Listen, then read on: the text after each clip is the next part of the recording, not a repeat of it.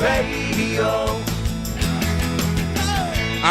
No Michael K. No Michael K. Jake Asman in for Michael, taking you till 3. A lot to talk about here on a busy Thursday in New York City.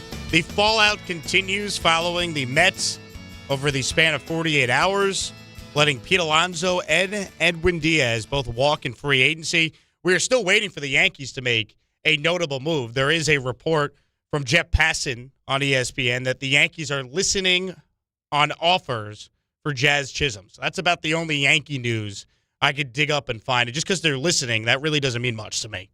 All right, they're listening. Great. What does that mean? Are they making any overtures in return? Right? Like you call Brian Cashman. You say, hey, we want Jazz Chisholm. And Cashman says, make an offer. And then what happens?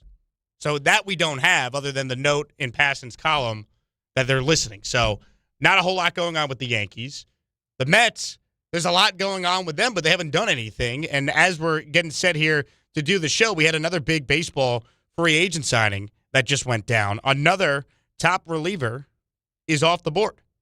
Robert Suarez is signing a 3-year, $45 million deal with the Braves. So you have the Phillies bringing back Kyle Schwarber. That happened yesterday. On the same day the Mets lose Alonso, and they've already lost Edwin Diaz to the Dodgers. And now here are the Atlanta Braves signing the former closer from the Padres. And I understand that there's a segment of the Met fan base that believes in David Stearns, and he has this plan. And to that I say, okay, I'm sure he has a plan, but why do you believe in him?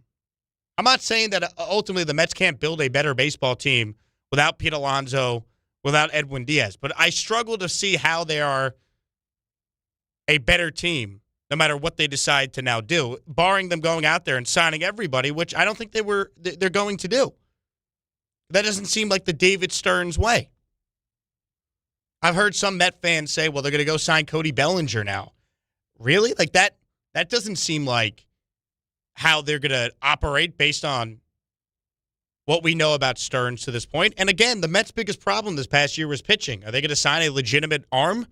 Are they going to add another big-time reliever? Because right now, all the Mets have done is lose Alonso and Diaz. They have not added any major league players to their team in free agency. You know, the GM of the team, president of baseball operations, called it a reimagining of the roster. And the two major moves that we've seen this season are, I guess if you combine Diaz and Alonso, letting them walk, and then having a Brandon Nimmo for Marcus Semien trade. Right? We mentioned Devin, but like that can't be it, right? That can't be the big move. We signed Devin Williams and boom, we're ready to go. They obviously have a plan. I just struggle to see what exactly the plan is and why there's a segment of Met fans that are so confident in David Stearns. I don't get it. And one of the laziest takes that I have seen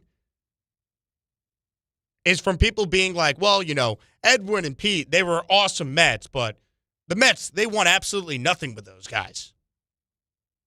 Like, I'm all about letting Stearns blow up the core and doing it his way. Like, I've seen a variation of, like, that opinion from some of the Met fans out there trying to spin this as a positive. And I struggle with that because, again, Edwin Diaz and Pete Alonso had nothing to do with the fact the Mets ultimately collapsed last year or ultimately didn't win a championship during their time in Queens. Like, to me, that's just a lazy take. Like, should the Yankees trade Aaron Judge because they haven't won anything with him yet either? You know? The guy can't win. He's been with the Yankees since 2017. They haven't won a championship. So I struggled to kind of figure out what exactly this, like, master plan that David Stearns has. Because I don't think you're a better baseball team when you let the best closer in baseball go to the two-time defending champions and you let a guy who was second in RBIs last year, you let him walk because you didn't want to keep him. Because it's all about what? Run prevention, or you were worried Alonso wouldn't age properly? We talk about Pete Alonso like he's 35 years old. I mean, the guy always plays. Don't we want that? And like, we look at athletes nowadays, and so many of them, it feels like they go out of their way to not have to play. You know what I love about Pete Alonso? The last 2 years, you know how many games Pete Alonso has played? 162. 2023, you know how many games he played in? 154. 2022, you know how many games he played in? 160.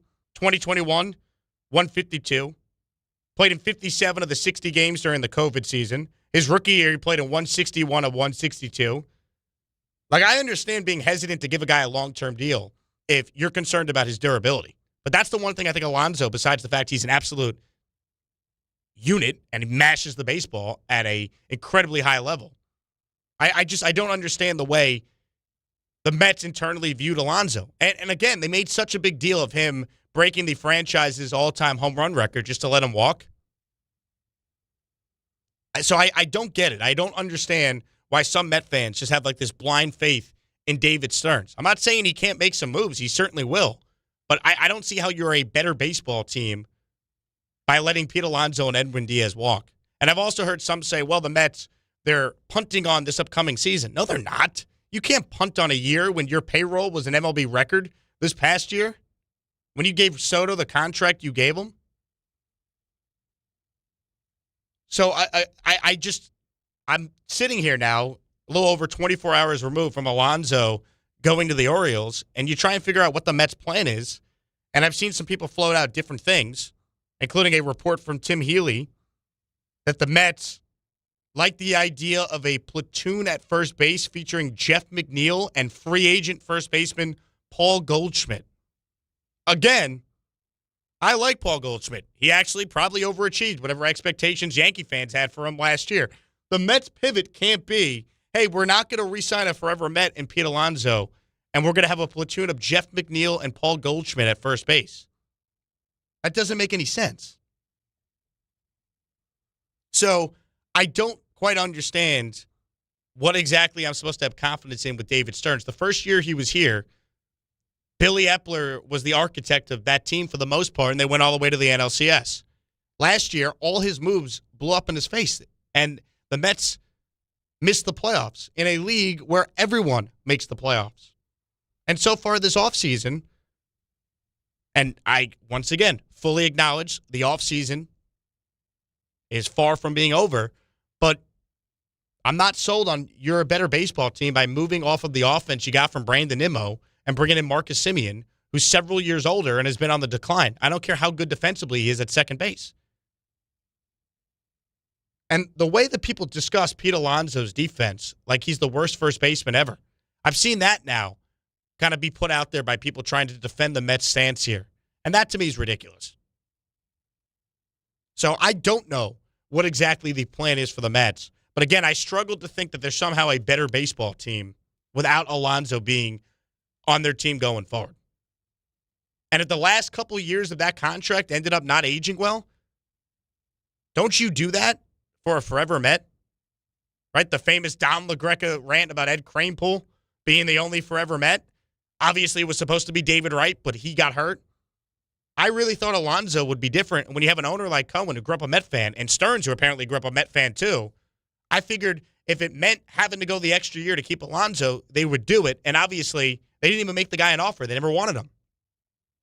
And the only reason he was on the team this past year is because teams weren't going to give him the long-term deal a year ago. Part of it because he had the qualifying offer attached to him, which means there was a draft pick assigned to him, to any team that signed him. And it got to a point where I think the booing at Mets Fan Fest last year, directed at Stearns, kind of forced Steve Cohen's hand to step in and re-sign Pete. But I was watching the MLB Network yesterday, and Ron Darling was on the MLB Network set at the winter meetings right after the Alonso signing happened. And he was stunned like every Met fan. And he said something that is incredibly true and remains true until we see what the Mets want to do to try and replace the offensive production they had from Alonso. You gave Juan Soto the largest contract of all time for any professional athlete. And Juan Soto is going to be walked 150-plus times now. Why would you pitch to Juan Soto? Who's protecting him in the lineup? And again, I struggle to find the player that's out there, even if it's Kyle Tucker or Bellinger, that's going to be able to make up for the production the Mets have gotten rid of between Alonso and now Nimmo. Not to mention the fact, I don't trust Devin Williams. I didn't mind him as a setup guy, but now it seems like the more that days go on here and more big-time relievers sign elsewhere, the latest being Suarez, for those of you just tuning in, Robert Suarez to the Braves on a 3-year deal. I struggle to find what exactly this master plan is. And I don't know if there's anyone in New York sports right now with more pressure on them than the president of baseball operations for the Mets, David Stearns. And again, I withhold final judgment till I see what the Mets roster looks like when they head to spring training in late February. But I don't see how you're a better team by trying to nickel and dime your way to a better roster overall. I struggle with it. I struggle to come up with what their plan's going to be that is going to make this team that much better. It's not like Alonso and Diaz were the reason why the Mets failed last year. Again, the opinion I've seen from some, they were awesome Mets, but we never won with them, so I'm fine doing something different. They were two of the few players who held up their end of the bargain in trying to help your team win. It's not their fault that the president of baseball operations surrounded those players with Jose Siri, Frankie Montas, Cedric Mullins, Ryan Stanek, Helsley. The trade deadline that Stearns had was an abomination. That's why they ultimately collapsed in the second half. Should the Yankees trade Judge because they never won with him? Right? That's the same logic. It doesn't make any sense. 800-919-3776. Jake Asman in for Michael K. No Michael K. We're going to be joined by Dan Orlovsky coming up in his weekly spot on the K Show at 1:30. Orlovsky this morning mentioned the Jets as a team that should inquire about Joe Burrow. We're doing this again, people. Burrow sounded depressed at his weekly press conference yesterday, so people are speculating about his future. And could the Jets be a team for Joey B? So we'll talk about that with Dan and get his thoughts. But we start, of course, with baseball. Mets, no Alonso, no Diaz, but they did post a tweet today. I don't know how many people saw this, that 2026 spring training tickets are now on sale. So, if you're dying to watch the New York Mets in Port St. Lucie, I want you to know that you can purchase your spring training tickets today. A very appropriately timed tweet for that to come out today. That the comments were not negative whatsoever about the state of affairs for the franchise. 800-919-3776. Jake Asman in for Michael K. Let's get to some calls. Let's start it off with Javier in Queens, who's first up on the K Show today. Javier, what do you got for us? Hey, what's going on, Jake? Thanks for taking the call, as always. Jake, I believe you're a Seinfeld fan, correct? Oh, big Seinfeld fan, absolutely.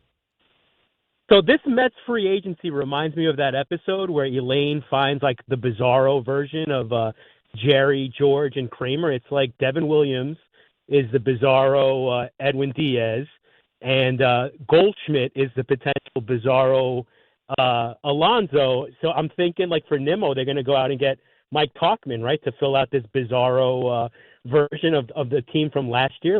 I just don't understand what the Mets are doing. And I thought last year there was, with the signing of Soto, I thought there was the potential of it becoming kind of like A-Rod with Texas. And every day that passes since they've signed him, it's looking more and more like that. I mean, there's plenty of room to maneuver, but, it's borderline embarrassing, the signing of Soto and then everything that's come afterwards. It's like a calamity of errors, and I hate to dump on them. You know what? I don't hate to dump on the Mets. It's quite fun, but it's just it is quite embarrassing. The Yankees have done nothing. They look inept, and the Mets are making them look like geniuses, which is kind of funny. Javier, appreciate the call. There's one name that you mentioned, or you didn't mention in there if you want to do the full Bizarro Yankee bit. Luke Weaver's still out there. If the Mets want to try and add another, big-time high-leverage arm a year after they signed Clay Holmes, now they signed what's his name, David Williams earlier. I mean, you could sign Luke Weaver. You know what? He's out there. It's odd. Again, I don't want to completely say that the Mets can't be a better baseball team, but I've seen some, maybe it's just because you're a fan, this is what we do. We try to rationalize, we try to grasp for any hopium we could find, just trying to justify the Mets not retaining Alonso and Diaz. And I for the life of me, I don't see how you're a better baseball team without these guys. And I get it. Maybe the Alonso contract the last year or so is not great, but the guy plays every day. He's a forever Met. You made a huge deal over the fact he broke the franchise record for home runs. This is a guy that if he stayed his whole career in Queens, his number's getting retired one day. That doesn't matter to ownership. That doesn't matter to Stearns, who claims to have grown up a Met fan. And it's not like you're reaching. Alonso has proven to be a phenomenal baseball player. I don't get it. Justin in Queens, next up on the K Show with Jake Asman in for Michael. Hello, Justin. Hey, what's going on, Jake? Jake, first, before I get started, I just want to say that I met you in Tampa at the Jet Fan meetup. You were on your way out, and you came over to my table, said hello to me and my son. You're very nice, and that was the highlight of our trip, even though the game sucked after that. Well, Justin, let's be honest. That had to be the highlight of the trip because the game was so god-awful, so by default, me saying hello to you had to be the best part. It was so bad. I got pictures of yours. It's actually, I'll tweet them at you later. But to Stearns, these Met fans, I'm in a bunch of Mets chats, right, with Met fans, supposed Met fans, and the blind faith in David Stearns is mind-boggling. I keep asking these guys the same thing. What has this guy done to make you confident that he can build a team that can rival the Dodgers? You mentioned it earlier. Every move he made last year stunk. We're 2 wins away from the World Series. We get Juan Soto, and he comes back with Montas and Canning and Kranick and Siri and Jared Young, and now this year he's stripping the team down. Seriously, I mean, everyone was, he's so smart. He went to Harvard. He must be smarter than everyone on the planet because no one can figure out what this guy is doing. But seriously, what has he done to make you believe that he's going to field a team that can fight with the Dodgers? And one other thing, there's no way we can be better next year when you lost the best closer in the game. How could you be better? How could you be better? And like you said, and these guys say, well, you haven't won with Alonso and Nimmo. Like you said, the Yankees haven't won with Judge. Are they trading him? Are they letting him go? That makes no sense. Justin, good call, man. Great to meet you in Tampa. Appreciate the kind words. That's the thing I struggle with. Like, again, I'm not sitting here telling you that David Stearns doesn't have a plan. He very well might. I'd imagine he does. But I don't know why there's some Met fans out there that have blind faith in the guy. I mean, what did he win in Milwaukee? Again, he benefited from being in the National League Central. That division stinks. You get to play the Pirates. You get to play the Reds. You get to play the Cubs. You play a lot of bad teams in that division. And they never won anything. So I don't quite get Stearns has a plan and he's building it his way. You're not a better baseball team without Edwin Diaz and Pete Alonso. And the whole point of having Cohen is that you could always overpay and it won't hurt you in the big picture. It's not like a bad contract would prevent the Mets from being able to make other moves like it would for a mid-market team. And I just figured the value of Alonso being a forever Met, that would be appealing to ownership to basically step up and say, we're not letting this guy go. He's coming off a phenomenal season as well. And the issues for the Mets last year was the rotation and the pen. Yes, they struggled to hit with runners in scoring position. That was a big problem. But you know what? Pete was excellent in that department. He wasn't the problem.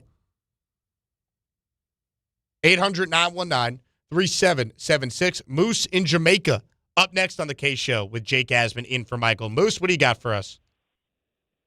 What up, Jake? By the way, best last name of all time. My man. Shout out to Javier. We went to college together.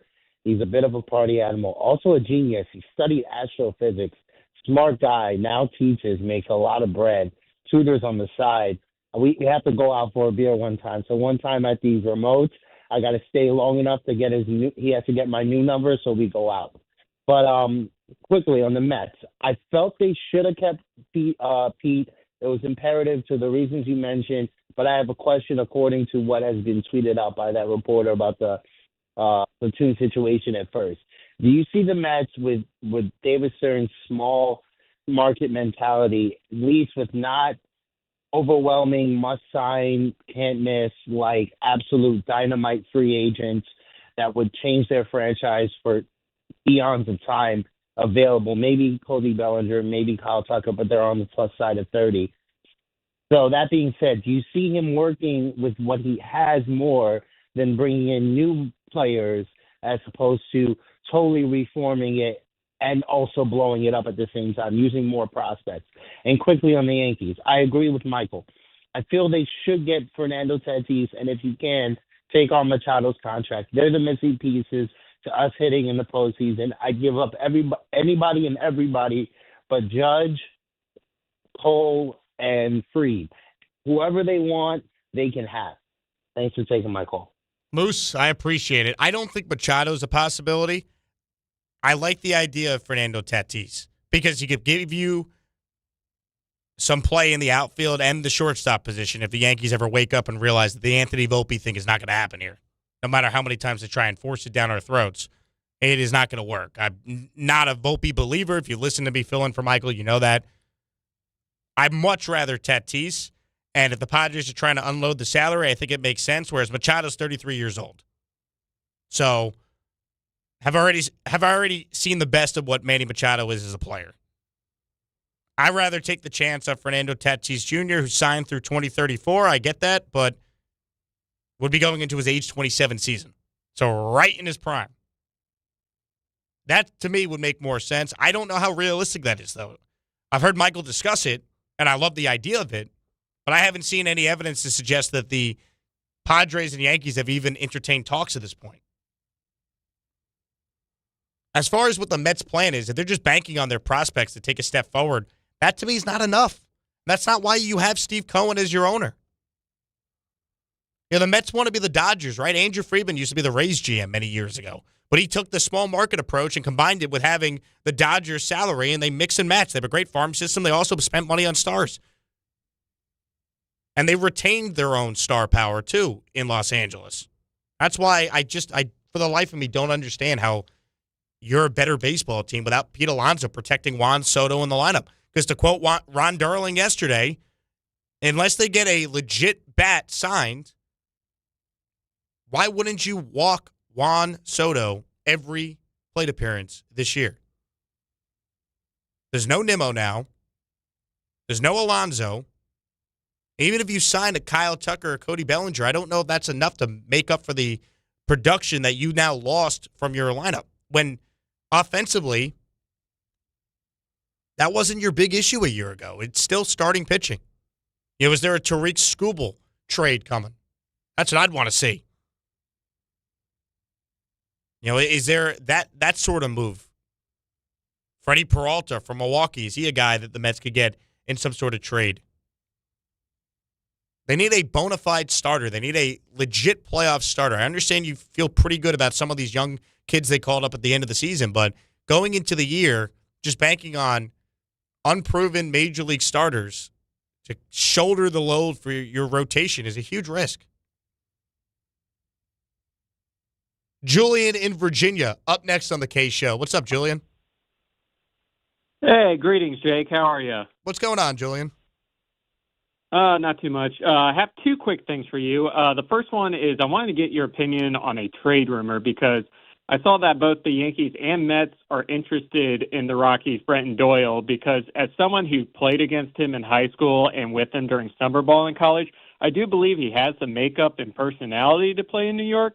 And then the last quick thing is what are your thoughts on the Yankees actually making a Rule 5 draft pick? Because it's been since 2011 since they've done that. I saw that. Yeah, I don't really, to be honest with you, have any real strong thoughts on that other than I hope it works out with the player they selected there. As far as your first point, I mean, Brenton Doyle's a great defensive outfielder. I'm kind of good on making deals with the Rockies, though, after the Ryan McMahon deal. Like, how many former Rockies do the Yankees need to bring into their team? Like, McMahon, as of now, is going to be the third baseman. And I do think there's more pop maybe in his bat over the course of a full year at Yankee Stadium. That could be a decent play for one more year. But I don't know. Brendan Doyle, like,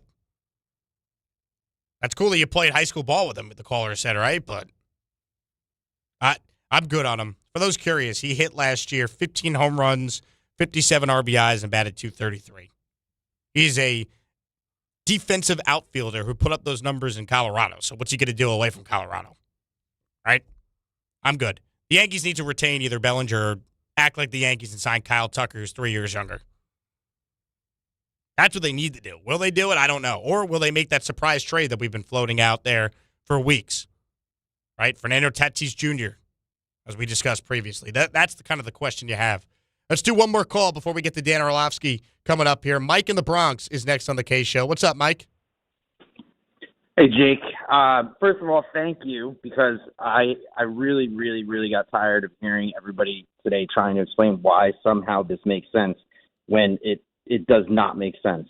Like, you can't make it make sense. Hello? Yeah, I agree with you, Mike. Oh, sorry. I didn't hear you. Yeah. So, like, what it feels like is happening to me is it feels like you found a really good chef from a mom and pop burger shop in Milwaukee who had to make what do he could with grade D beef and moldy bread, and it was amazing somehow. And you brought him to Peter Luger's, and he said, throw out all that great meat, watch what I can do with chopped beef, right? Like, you gave him all these good players. He's got Pete Alonso. He's got Brandon Nimmo. He's got Edwin Diaz. These guys are already here. They're already good. Those are not the guys you cost us last season. They were all good, right? They did well. And he's like, no. I don't need those guys. I'm going to let go of those guys and let me prove to you that I can do it with lesser talent or something. I don't know. I don't understand what his angle is. But you're right. There's no way you're going to tell me we're going to be better without Pete Alonso. Because even if you get Cody Bellinger, I always get that wrong. He's not better at the plate. He's a better fielder, obviously, but he's not replacing Pete's production. He doesn't put up those numbers on a yearly basis. And Kyle Tucker is the most overrated free agent in my memory. Look at what he's done. He had a half a great season in Houston. And off of that, everybody thinks he's a superstar. He's hit 30 home runs twice. He's never hit more than 30. And I know home runs aren't everything, but his OPS is not 900 or anything. So I don't understand why, even if you bring in either of those guys, you're not replacing Pete Alonso.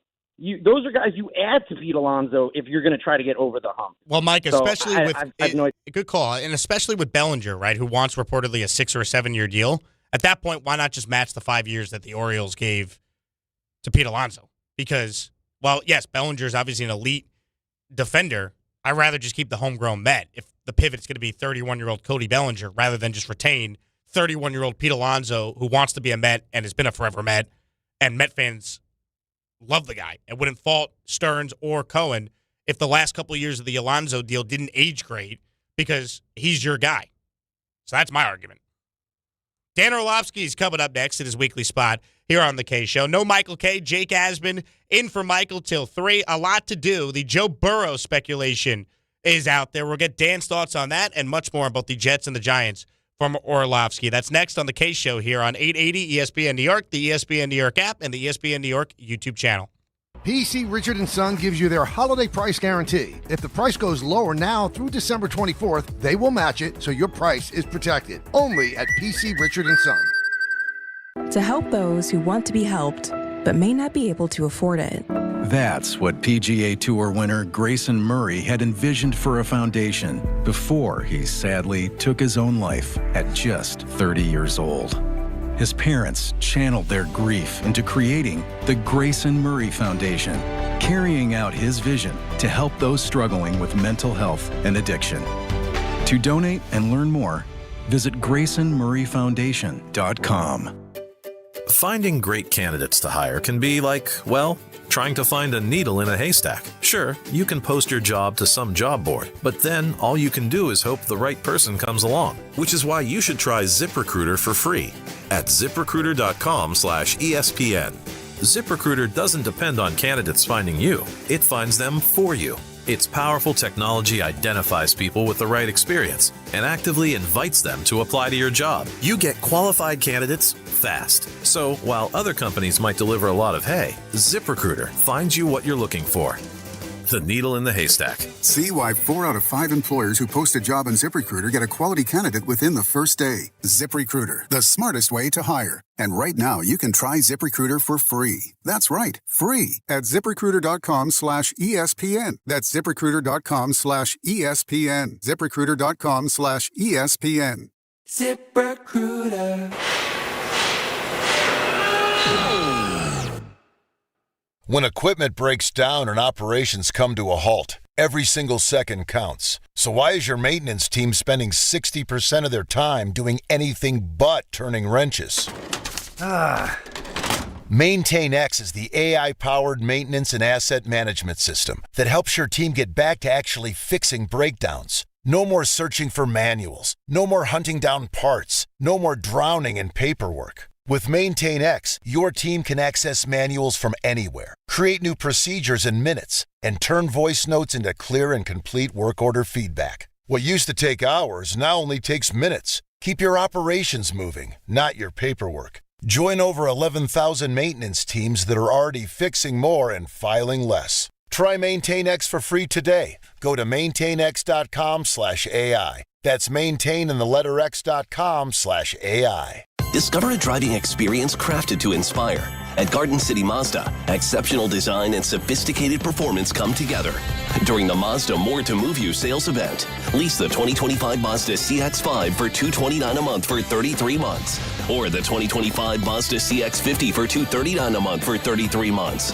Both with $49.95 due at signing. It's the Mazda More to Move You sales event at Garden City Mazda. At Garden City Mazda, expect the exceptional. Dave Rothenberg here to tell you about my friends at Bath Fitter. Now, they converted my kids' bathtub to a shower and did an incredible, really an unbelievable job. They offer all types of custom bath renovations, including their unique PermaFit solution for a watertight fit done in just one day. Durable and easy to clean with no demo or mess and lower cost than a standard replacement. And a lifetime guarantee. Right now, no money down, no payments, no interest until 2027. So start designing your bath today like we did at bathfitter.com. There's only one Bath Fitter. Getting more as a MyLowe's Pro Rewards member is easier than ever with the Lowe's app. Download it today and earn 500 points the first time you log in. Plus, your digital wallet helps you scan, save, earn, and access what you need to manage it all in one place. Download the Lowe's app and take advantage of your Pro benefits today. Lowe's, we help, you save. Valid 12/1/25 to 1/7/26. Offer valid for first login per organization only. Loyalty program subject to terms and conditions. Additional restrictions apply. Visit Lowe's.com/terms for more details. Subject to change. The holidays are rolling in, and if men in your life are struggling with their holiday wish list, tell them to add Manscaped to make gift-giving easy, fun, and completely stress-free this year. From the beard hedger to the lawnmower trimmer, Manscaped's precision tools keep you looking sharp, feeling confident, and ready for every event and celebration all season long. These aren't just stocking stuffers, they're upgrades for your daily routine. And right now at Target, you can save 20% on the Lawnmower 4 and 3 kits, Handyman, and the beard hedger. Hurry up, supplies won't last long.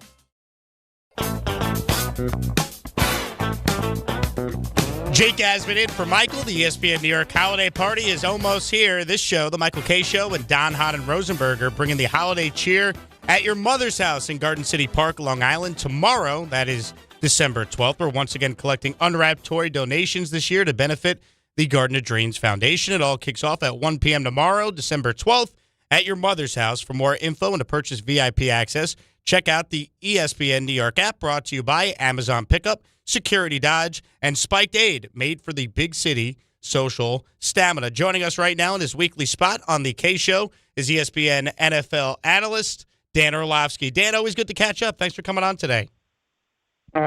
Jay, good to be with you, bud. How you doing? I'm hanging in. So I want to start with the Joe Burrow conversation because I saw that press conference yesterday where he's talking about how he wants to have fun. He said there's a lot going on right now. He sounded, I don't know, he sounded almost depressed, just kind of just listening to his words. Your thoughts on those comments and some of the speculation that it's now that's kind of out there that, hey, this is a guy that maybe would request a trade this offseason? Yeah, it certainly sounds like the beginning of the end. Joe is not this freewheeling, say whatever type of guy. And he's a very thoughtful, in his own words, a little bit introverted person. So for him to say it and be willing to say it publicly is, making it very clear, like this is not okay what's been happening. 3 years in a row of not being in the playoffs, partly because the defense, partly because he's been beat up so much he's missed time. And so I think he's probably coming to the reality of where his contract or his career stands. This is not a guy that's in his third year. I mean, he's into his seventh year, I believe. And so, I think that Joe is looking at how does this get better and can it get better now? And if not, yeah, I do think it's going to get to a point where he's going to go, yeah, I don't want to be here anymore. I want to go somewhere else. And I don't know if it's this offseason, but it certainly feels like the beginning of the end. He's got a full no trade, but do you think that the Bengals would even consider moving him? Like, how would it actually work if he says he wants out, but Cincinnati basically says, we're not moving you, you're Joe Burrow, we need you? Yeah, I've gotten to the point in that league where when that high leverage player makes it very clear that he's done with that place, he's done with that place. Micah Parsons, Myles Garrett, but Myles ended up going back. But I just think that Joe's a player that he is capable if he wants to dig in. The Bengals' hands may be tied. Once again, we saw it years ago with Carson Palmer. And so I just think that as a quarterback who's kind of experienced him and himself and in the getting beat up on a consistent basis world, he's aware that he has to win to kind of get into that upper echelon as far as in the public perception. And if he doesn't believe it's going to happen in Cincinnati, I do think he can dig himself in and kind of tie the Bengals' hands. So I'll ask you from a Jet perspective, the follow-up, Dan, because the Jets have the 5 first-round picks now over the next 2 years. They obviously have a huge need at the quarterback spot. If you're the Jets, are you inquiring about Burrow, and do you think Burrow would even entertain the idea of playing for the Jets? I'm absolutely inquiring about it. I'd give you all 5 first-round picks today. And some other players. I mean, Joe's sensational. And so that's an easy yes if I was from the Jets perspective. Would Joe consider it? I don't know. I think there's a lot of parts that have to be answered in regards to that. What does he believe in the general manager and his history? Who's the coach? What's the offensive philosophy? What's the support around him when it comes to a defense and an offensive line, something he's not certainly had maybe as a defense early on, but not an offensive line. So, yeah, I mean, I think that from the team perspective, that's the easy answer. But from the player perspective, there's probably a lot that he would have to check off of comfort-wise because the Jets don't have necessarily the best history of winning and or quarterback play. That's my big thing, Dan, and I'd love it. But, I mean, is Joe Burrow going to waive his no trade to play on the MetLife playing surface for the rest of his career for however many years he has left, and then play for an owner who's certainly come under fire in Woody Johnson when there's so many criticisms of Mike Brown, the Bengals owner? It's tough for me to picture him doing it, and I'm a Jet fan, and I'd love nothing more than for him to be the Jet quarterback for the next decade. Sure, yeah, that's all fair. There's teams I could sit here and tell you, well, if you're the Raiders and the Jets, no-brainer inquire, but the player has to sign off on it, and neither organization has to, maybe Brady and a vision. But again, I think there's just a lot of parts. The New Orleans Saints, yeah, but does he like Kellen Moore's offense? Does he want to be in that system? And then there's teams like if I'm Minnesota or the Rams, I'm starting to entertain that. So I think that as much as there's a lot of different teams that you could sit there and justify the yes for, it's all going to come down to how dug in does Joe want to be, and then where does Joe ideally want to go. Dan Orlovsky is our guest, weekly spot on the K Show. Jake Asman in for Michael till 3. Dan, as far as the Jets on the field this week, it looks like Brady Cook, the UDFA out of Missouri, is going to make his starting debut against the Jaguars. Did you get a chance to see any of his performance when he came in down 21-0 in the first quarter Sunday? And you said you did. So can you kind of assess what you saw from him and just how difficult of a spot it is for a UDFA to have to come in there? Yeah, you could definitely tell nerves early on. Some fumbled snaps, misdirection, going the wrong way, playing far too sped up. I thought he settled down at some point throughout that game. It was also a blowout, so you're getting a little bit of a different defensive style. The interception down essentially on the – yeah, it's hard. I mean, this is, not the most talented offense. AD's been, had some nice bright spots. This offensive line has been up and down this year, no G-dubs. So it's hard, but that's the reality of being an undrafted free agent. You're going to have, like, the smallest opportunity of the smallest window to try to prove that you might belong somewhere, and that's going to be the challenge to him. And, there were some throws that you're like, and he moved decently, but it's a big challenge. Big picture, because this is all any Jet fan is talking about right now, just the quarterbacks in the draft. I know you have been high at various times on Fernando Mendoza and Ty Simpson and Dante Moore. If you're power ranking kind of your early feel for the upcoming draft class, is Mendoza your top guy? How would you assess this class coming out? Yeah. Obviously, no evaluation done yet, but I love what I've seen from Ty Simpson from Alabama and Mendoza. that doesn't mean it won't change once you dive into their film. You hear things about these young men as far as staying or going. I've heard Simpson is more than likely going to stay. Again, that could change tomorrow, or who I'm hearing it from could be full of baloney. It sounds like the other two are more than likely coming out. I think Mendoza as a player is very intriguing. There's a lot of skill set that you like about him, and the way that he's played in some really big moments here down the stretch has been impressive. I don't know anything about the person. I understand the post-game interviews are quirky and different. There's Kirk Cousins vibes to it, so you got to figure that out because that is a part of the process. And then Dante's very smooth. He's got a really good presence in the pocket. And there's a lot to like about his game, but I think really, like, once you get into that world of top 5, top 10 pick, it's obviously the type of guy you're getting rather than just the physical talent. It felt like for the longest time, a lot of people were saying that Dante Moore would stay in school, but every mock I've seen, Dan, has him basically going in the top 10, top 5, and with the amount of money that you get guaranteed if you sign your rookie deal, $50 million right there, fully guaranteed, why would anyone stay? I don't care how much NIL money you might be offered. So, like, if Ty Simpson is projected to be a first-round pick, why would he stay, right? Like, I just feel like the money might be too much to pass up.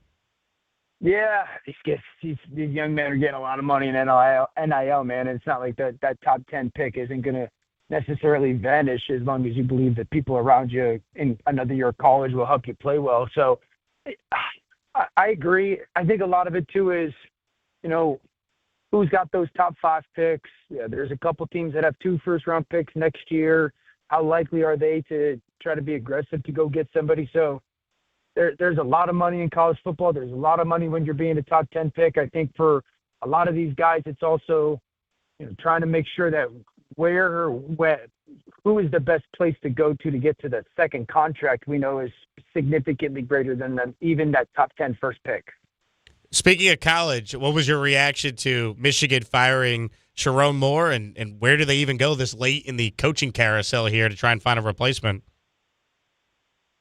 Yeah, obviously surprising, and there's a lot of variables attached to that that are less than or significantly more important than college football, right? So where do they go? I'm of the belief that time nor contract extensions cannot matter. You're Michigan. You are one of the 5 big brands in college and certainly college football. I don't care if Clark Lee just signed and Mike Elko just signed.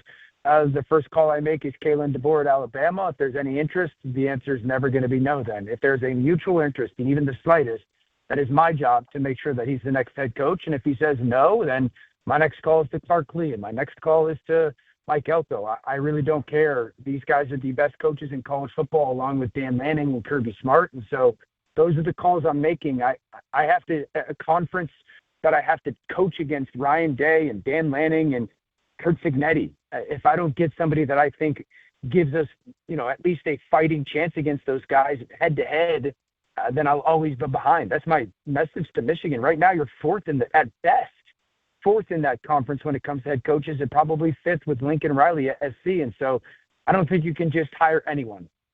It's going to be fascinating. Dan, really appreciate your time. Good to catch up. Thanks for doing the spot today. Be well.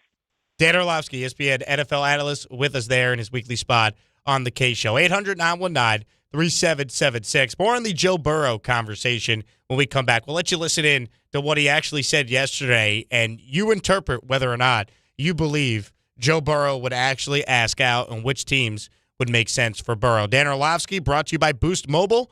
And don't overpay. Get unlimited talk, text, and data for $25 a month forever, for life, for real. Switch now at boostmobile.com. After 30 gigabytes, you may experience slower speeds. Lots still to do. Jake Asman with you, in for Michael K. here on 880 ESPN New York, the ESPN New York app, and the ESPN New York YouTube channel. The Hess truck's back and it's better than ever. Roaring engines this year. Hess race cars are here. The Hess stock car racers are loaded with lights, sounds, and a powerful racing motor. Only at HessToyTruck.com. Free shipping and batteries included. Hey, New York and New Jersey, Boost Mobile has an unlimited talk, text, and data plan that's only $25 a month forever, meaning you'll only ever pay $25 a month for the rest of your life. Who wouldn't want unlimited wireless when it only costs $25 a month forever? If you don't, you must be one of those people who enjoy overpaying for their phone plan. $25 a month forever is truly as good as it gets. So go online and switch now at boostmobile.com. After 30 gigabytes, customers may experience slower speeds. Customers will pay $25 a month as long as they remain active on the Boost Mobile Unlimited plan. Thursday with Don, Hahn, and Rosenberg. Will the Yankees or Mets make a big splash at the winter meetings? We didn't spend $22 million a year on Edwin Diaz. We didn't spend the money on Pete Alonso. So what are we going to do instead of that? I think the Yankees are one of the teams that might be reacting to this labor uncertainty, where they feel like, well, we don't really know what's going to happen, so let's just wait and see. Don, Hahn, and Rosenberg today at 3 on ESPN New York and streaming live on YouTube. Not sure what to bet on today? Army versus Navy, college basketball, soccer, hockey? Join one of the nation's top sports betting analysts, Joe Wiz, on The Fine Line Saturday at 8 a.m. In the NFL, Buffalo takes on New England, and the Giants are actually favored at home. Will they cover? Follow The Wiz on Instagram at Joe Wiz Sports. It's the best bet in town. The Fine Line with The Wiz Saturday at 8 a.m. Be ready to win.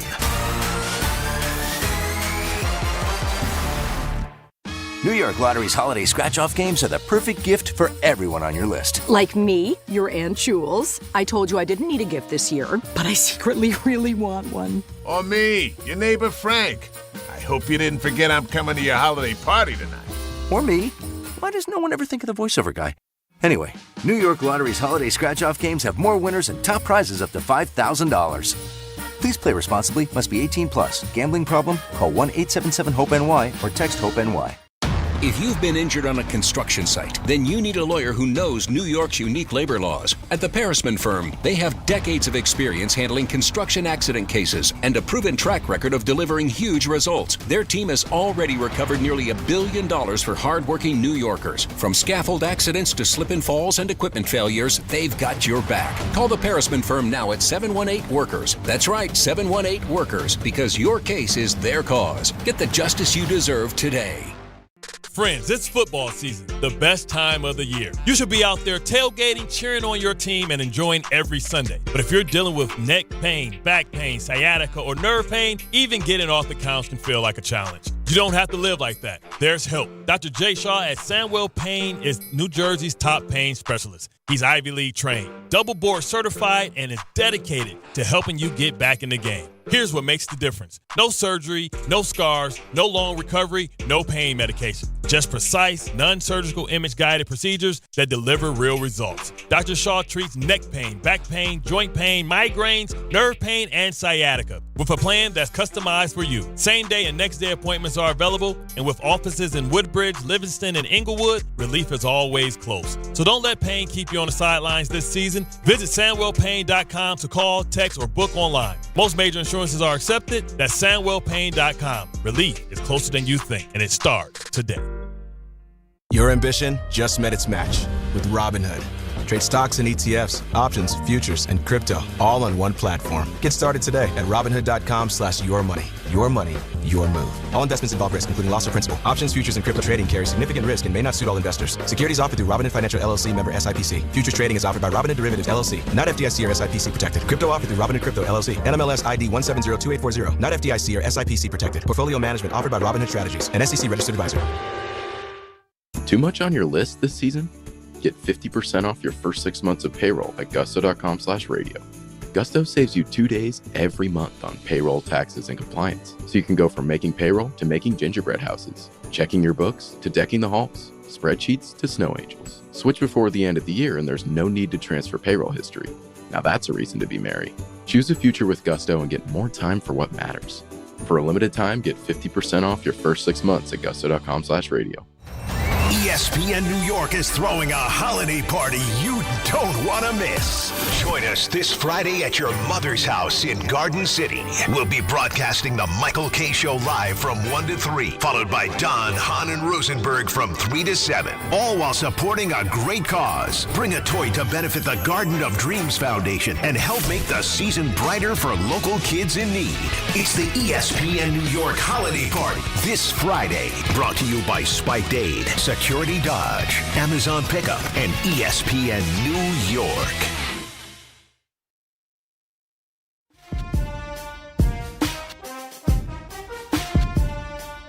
Jake Asman in for Michael K. No Michael K. Time right now for Game Time, which is brought to you by Tullamore Dew Irish Whiskey, because when it's game time, it's Tully time. 7 p.m., the red-hot New York Islanders host the Ducks at UBS Arena, and the Devils host the Lightning at the Prudential Center.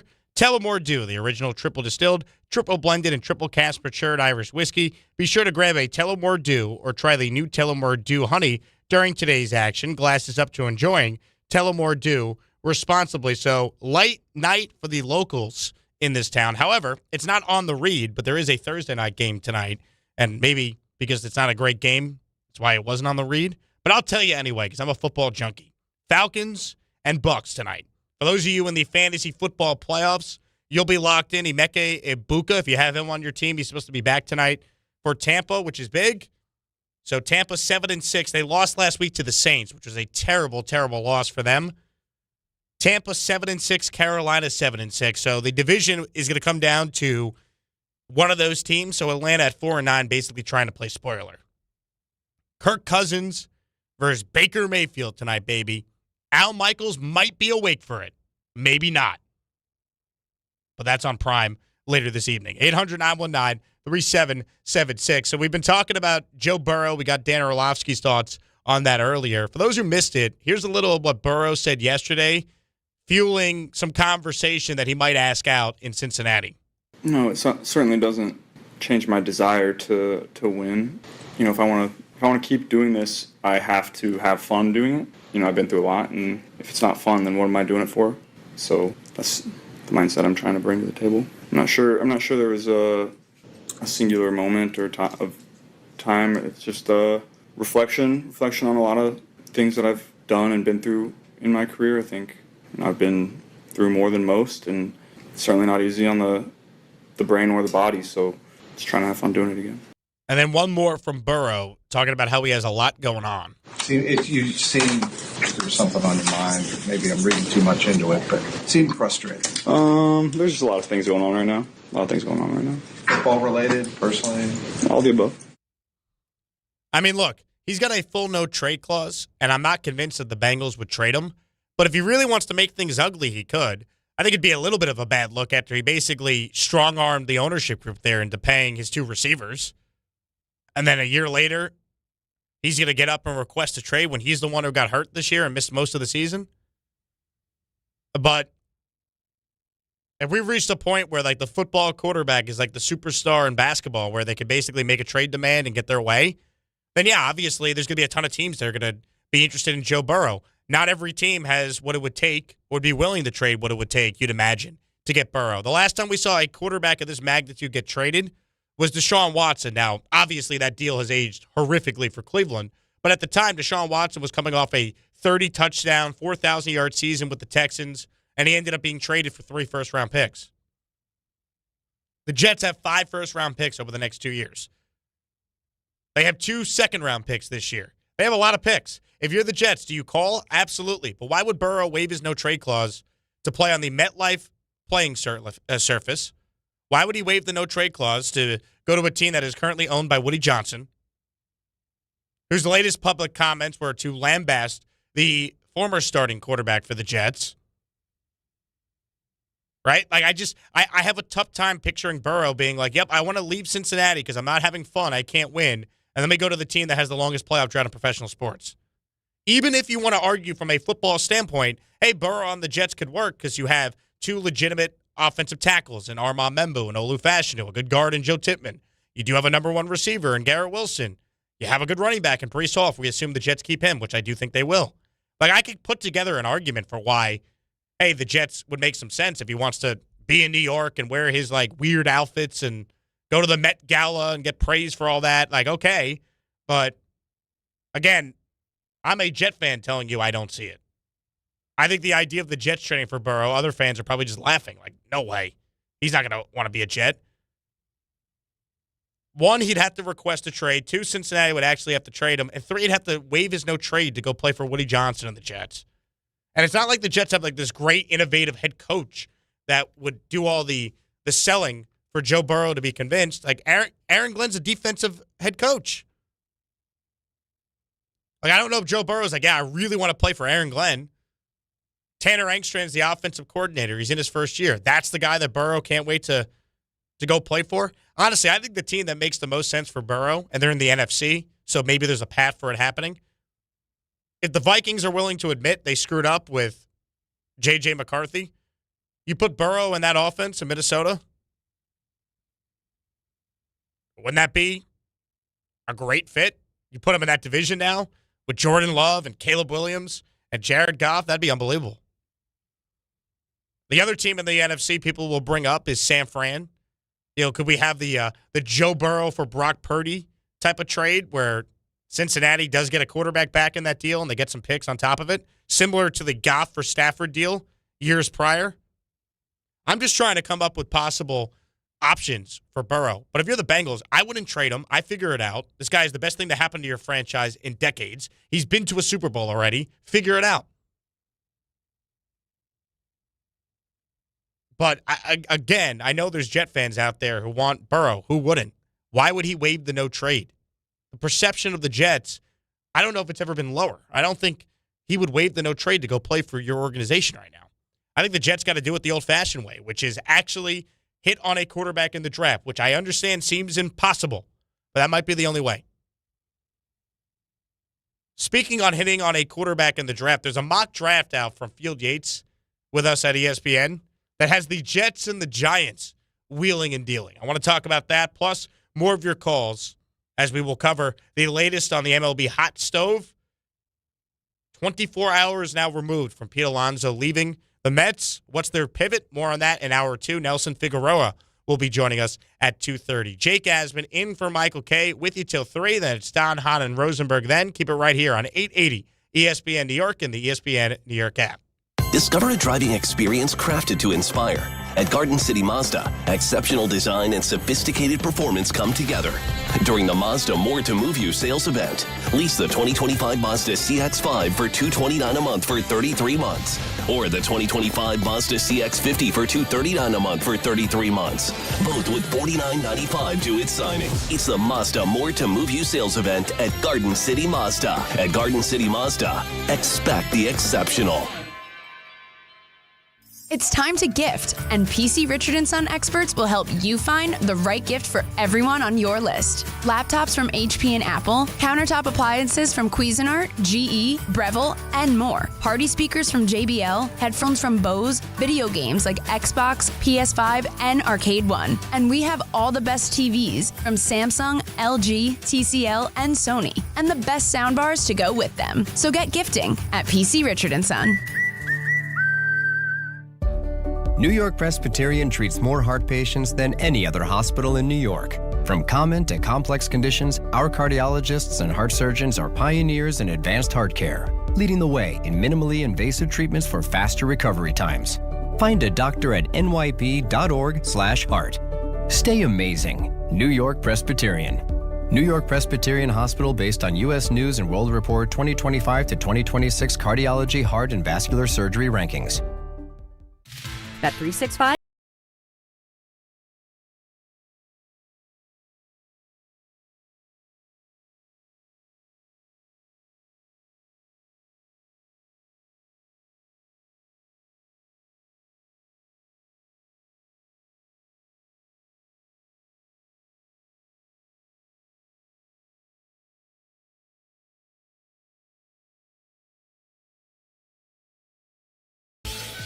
Rich Eisen here, and we're brought to you by Sonos. The holidays sound better with Sonos speakers. Whether it's a movie night that feels larger than life or the roar of the crowd as your team takes the field, Sonos helps create the moments you'll remember. Beautiful design, incredible sound, and effortless control mean you can focus on what matters most, enjoying the season. I love Sonos, and so will you. Discover how easy it is to bring every room to life with incredible sound. Explore Sonos speakers, soundbars, and more at Sonos.com.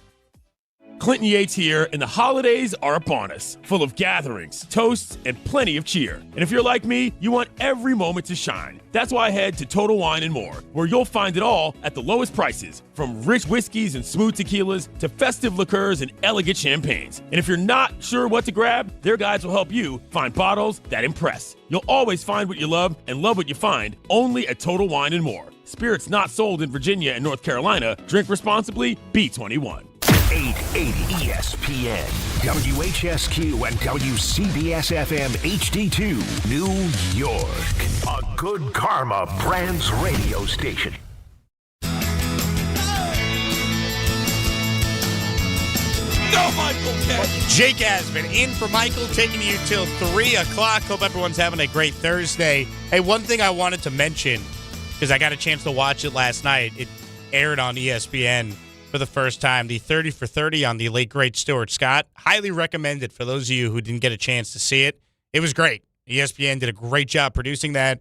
They had so many different all-time athletes that knew Stuart Scott that were featured in it. Charles Barkley, Shaq, they were great in it. Scott Van Pelt was excellent. Rich Eisen was great. I know he was in our building the other day. So really, really good doc. Definitely recommend it. You know, the 30 for 30s are usually outstanding, and I thought that one yesterday was great for those of you that missed it. Let's get you up to date on the latest with the MLB hot stove. For those of you who have been living under a rock, Pete Alonso is not a Met anymore. Neither is Edwin Diaz. And there was some thought that perhaps the Mets would pivot and sign another big-time reliever in place of Edwin Diaz after they already added Devin Williams.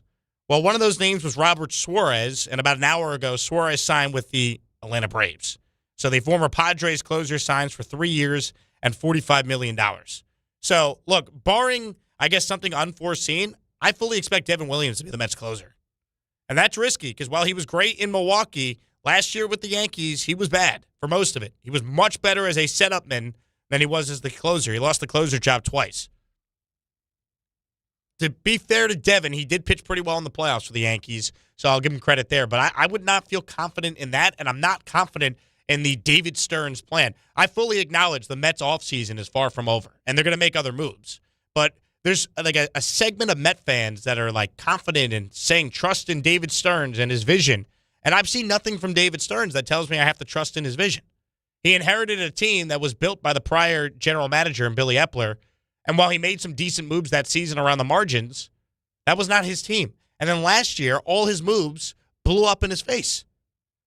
And I struggled to, again, find how the Mets are a better baseball team without Edwin Diaz and Pete Alonso. Yes, there'll be other moves.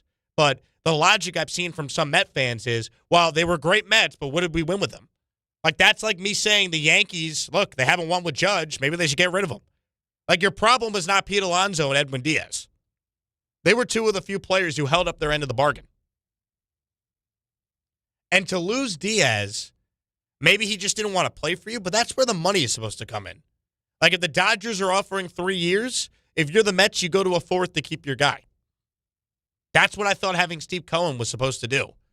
With Alonso, I don't quite get it, because I've seen some people speculate that the pivot is going to be to Cody Bellinger. Well, if that's the case, why not keep Pete? Because Bellinger wants a 6 or a 7 year deal, and he's the same age as Alonso. I'd rather keep the homegrown Met, who is durable and has proven that he can handle everything that comes with being the guy on this team. And look, Cody had a great year with the Yankees, but he's not as good of an offensive player as Pete is. Alonso mashes the baseball. And again, so much was made of him breaking the home run record just to let him walk. I can't justify it. And maybe the Mets will end up being a better team this year. But I struggle to see how.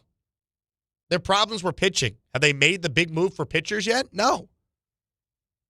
Yeah, their big move was to try and get better defensively, so you get rid of Brandon Nimmo. You bring in an aging Marcus Semien. And then you replace Diaz with Devin Williams? I'm sorry, I understand you got to be more patient, and we'll give David Stearns a chance to do whatever he is doing here, but I don't see how the Mets are a better baseball team at the end of all this. I think it's going to end up being a big mistake letting these players go, especially Alonso, who's a forever Met, and there's something to be said for that number 20 to be retired someday. I thought that was the whole point of making such a big deal over him breaking the franchise record for home runs. You have to keep him after that. No? I guess not. And again, we talk about Alonso like he's 70 years old. His body's going to break down. How's he going to age? Really? He plays 162 games every year. He's an Iron Man, and he mashes the baseball. And who's protecting Juan Soto in the lineup now?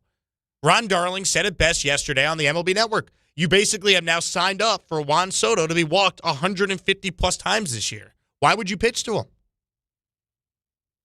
Steve Gelbs on SNY yesterday on David Stearns. I've said this in the past, and I still believe it, that David Stearns is smart, has a plan. We will ultimately see what that plan becomes, but there is no doubt that he is putting extra pressure on himself right now to get it right and to get it right quickly with the departures of some big-time fan favorites. With the way things are going right now, it's hard to even envision what will happen next. Big moves expected to continue as the Mets reshape a roster after one of the most disappointing seasons in Mets history. Again, the term is reshape the roster. But you got rid of two guys who held up their end of the bargain for said roster. That's what I struggle with. And I'm sensing a theme here, right?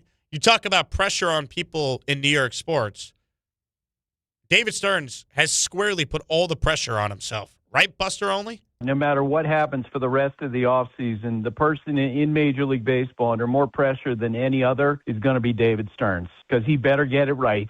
And look, there's a long way to go in this wintertime. There are, over 100 unsigned relievers. There are outfielders out there. There are trade possibilities out there. So we still don't have the full understanding of what David Stearns' vision is going to be, but he better get it right. Three fan favorites are out the door with, it feels like very distinct decisions when you're talking about, trading Brandon Nimmo and concerns about his athleticism and Edwin Diaz and just coming up short in your bid for him, while you might have thought about building a super bullpen. And now Pete Alonso walks out. As you say, the Mets never made a formal offer because they weren't going to get close to what the Orioles wind up spending, and all of it could work out. But, man, if it doesn't, David is going to have a hard time next year. And he's got to, at the bare minimum, right, make the playoffs. Like, you can't not make the playoffs 2 straight years when there's 3 wild card spots. And, again, the reason why the Mets missed the playoffs this past year had nothing to do with the 2 guys that they let walk over the last 48 hours. Or the guy that they traded earlier this offseason to get Marcus Semien. So I don't quite get what the plan is. Maybe there's a trade that we're not seeing. Maybe Tariq Skubal is the big move, right? They need an ace, but then you still have to replace the offensive production you lost in your lineup, even if you add Skubal to your team. Garrett Cole won a Cy Young Award in 2023. The Yankees missed the playoffs that year. Why? Aaron Judge got hurt. They didn't have enough in the offense. They didn't score enough runs. So, yes, there's multiple ways to build your baseball team, but again, I don't understand why there's some Met fans that are giving the benefit of the doubt to Stearns. He's proven nothing to this point. You should be skeptical. Make him prove to you that he knows what he's doing. Not give him the benefit of the doubt that he does. He never won a thing in Milwaukee. Not a thing. All right, he gets the benefit of playing bad teams in the National League Central. I'm not that impressed. And again, I expect more from the owner of the team because I just figured making Alonso a forever Met would have been really important to a guy who claims to have grown up a Met fan. Both of them claim to have grown up a Met fan. And I'm not a Met fan, but I put myself in the shoes of a Met fan. I'd be livid. Not just finding a way to make it work with a guy who didn't want to leave. It's so clear that Pete never wanted to go anywhere else. But the Mets never even made him an offer, so what's he supposed to do? Not take $155 million, all guaranteed? One more from Buster Only. He was on with DNR this morning. Is Tariq Skubal on the table for the Mets?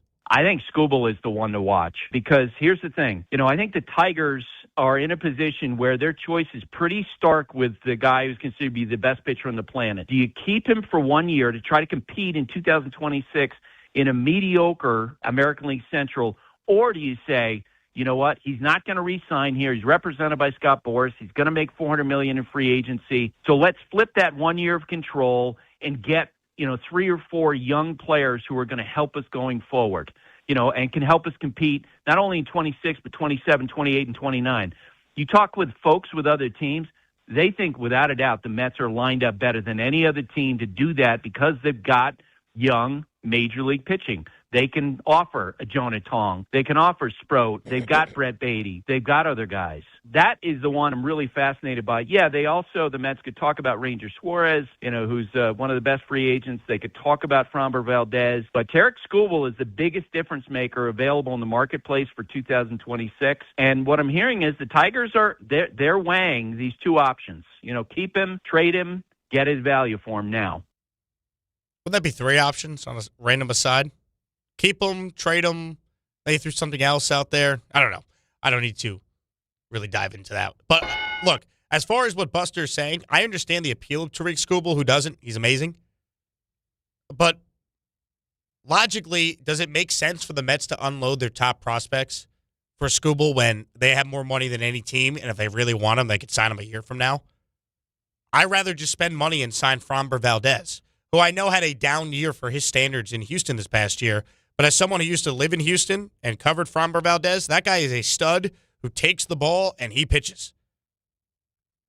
That guy will go out there and he will make his 30 starts every year. He's a horse. That's the guy I think I would sign. This past year, he had a 3.66 ERA. He went 13-11. So not his best year, but the previous year, he was 15-7 with an ERA of 2.91. This is a guy who's been an all-star multiple times. I've seen him pitch big games in the playoffs for the Astros. That's a guy that I would give money to. I think the Mets need to come away with at least one proven starter into their rotation that they can count on. And yes, you have some of the kids that you're hoping could take a big step forward this year and prove that they belong. But I need a bona fide starter for my rotation. I'd rather just spend money and get Valdez than trade away my prospect capital for Skubal, who I could sign in a year anyway. Or maybe I wait till the deadline and see where the Tigers are, and I strike then if that's what I need at that point. As far as the Yankees go, when are they going to make a big move? Right? The only breadcrumb, if you even want to call it that, we got from the Yankees is that Jeff Passan's reporting that the Yankees have listened in on offers for Jazz Chisholm. I like Jazz Chisholm. I don't know what the Yankees would get for Jazz, but I'm certainly not against trading him. I think Jazz is a good player, but I don't know if I want to extend Jazz Chisholm. People will say, he could be a 40-40 player if he stays fully healthy. Well, you know what? He hasn't. And there's a lot of, extra stuff that comes with Jazz. Not all of it's bad, but I'm not trying to just trade him, but I've seen some Yankee fans saying, how could we even consider trading Jazz? I mean, if you trade Jazz Chisholm and the return makes sense, are you not at least considering it if you're the Yankees? How do you not consider it? Of course. But just because they're listening doesn't mean that they're going to trade him. There's a big difference. I still think the Yankees' top priority is Cody Bellinger. I think Cody's preference is to return to the Yankees. But his agent is Scott Boras. So that does not guarantee anything because ultimately, Boras' job, as everyone is aware, is to try and get his client the most money. And maybe that's not the Yankees. But if the Yankees don't re-sign Bellinger, what's the alternative? Is it Kyle Tucker? And I like Kyle Tucker. He's a good player. Is he worth the reported $400 million that apparently it might take to sign him? I don't know about that. We had a good call earlier. Kyle Tucker's hit 30 home runs twice in his career. He's a career 273 hitter, and I get it. Batting average doesn't matter. I still look at that. That's still something for me that I care about, in addition to OPS and OPS plus. I think he's a good player. I think Cody Bellinger has already proven he can handle playing in New York. He can play multiple positions. And I know Cashman said the Yankees are too left-handed, but you know what? Cody Bellinger hits lefties really well, so that doesn't bother me. I am certainly not against the idea of the Yankees making a run at Kyle Tucker, but that would kind of defy everything we've heard about what the Yankees want to be this offseason, where they don't want to spend a ton of money and have a well over $300 million payroll, which I got news for you. If they re-sign Bellinger, they will. But Bellinger and his demands for a contract are going to be far less than what the reported numbers would be for Kyle Tucker. That's just a fact. I like Tucker. I would love it if the Yankees were in on him. It'd be exciting. I still think this ends with him going elsewhere. But the Yankees have to do something big, and maybe there's a big trade we're not thinking of, but you can't tell me they've improved as a baseball team this winter. There's no way. And the spin zone can't be, well, we have a full year now of David Bednar as our closer, and we have a full year of Ryan McMahon at third base. Like, that can't be the spin zone now. Or, hey, Dominguez is the left fielder because we have another full year of development for him. He's going to be awesome. We can't do that. Or we have Cole back at some point, and he's going to provide this big boost. He might not be back till June. We know that Rodon's going to miss the start of the year. The Yankees need another starter, if we're being honest. You know, as much as we all love Cam Schlittler, I love him. I was at the game against Boston this year when he dominated them in the wild card round. Are we sure we can just anoint him as the next ace and we're all set? Like, the Yankees got to make some moves here. And again, the same thing I'll say about the Mets and David Stearns. The offseason is not over. But when are the Yankees going to be the Yankees and make some moves here? That's the big question. 800-919-3776. Nelson Figueroa will be joining us at 2:30. Right now, let's get to some of your calls. Jake Asman in for Michael K. No Michael K. Let's say hello to Richard in Manhattan, who starts it off this hour. Hello, Richard. Jake, you hit it right on the head. Pete Alonso's greatest attribute is his availability, and I'm going to tie that in with a lot of things now. Also, he was a great Citi Field home run hitter. Very hard to hit in Citi Field, and he proved that he can do it. All right, why didn't the Yankees sign Judge right away? He was injury prone. Why did the Giants let Saquon go? Injury prone. The Giants were always worried about Daniel Jones. Injury prone. Eli Manning, his greatness, why is he going to be a Hall of Fame? He suited up every game. That is such an underrated statistic. Nobody ever says that, WAR, exit velo, and this. Those things aren't important unless you're playing. And Pete proved it, so you are right on the money. But I'll give you something else. A year ago, and it's related to what you brought up about Pete's availability. A year ago, Joe Shane made one of the greatest genius moves you've ever seen. He released Daniel Jones because he was afraid he was going to get hurt, and then he'd have to pay the contract. That was a great move. I mean, nobody's talked about it, but, I mean, you don't want to see that happen, but it happens. But there's not enough attention paid on, like you said, availability. You were going through the games, 106. Those are unbelievable numbers. You can't even, I mean, that's, to have a guy that's going to suit up every game, it's invaluable. I mean, they just don't put that in. They don't put that in the analytics. They don't figure that in. Yes, he's not the greatest first baseman fielding-wise, but that can get a little better with time. But everything you brought up was right on the money, Jake. And listen, one more quick thing I want to leave with Jake. I want to see the NBA Finals go or the semifinals January 1st. Here are my four teams. Boston versus Cleveland, New York versus Detroit.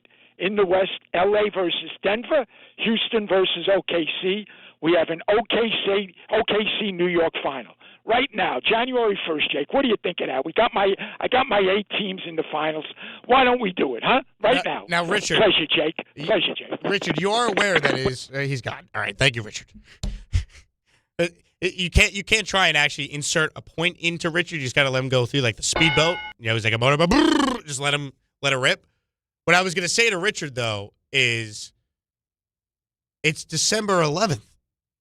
What is he talking about January 1st getting the prediction for the top 8 teams left in the NBA playoffs at that point? I don't know.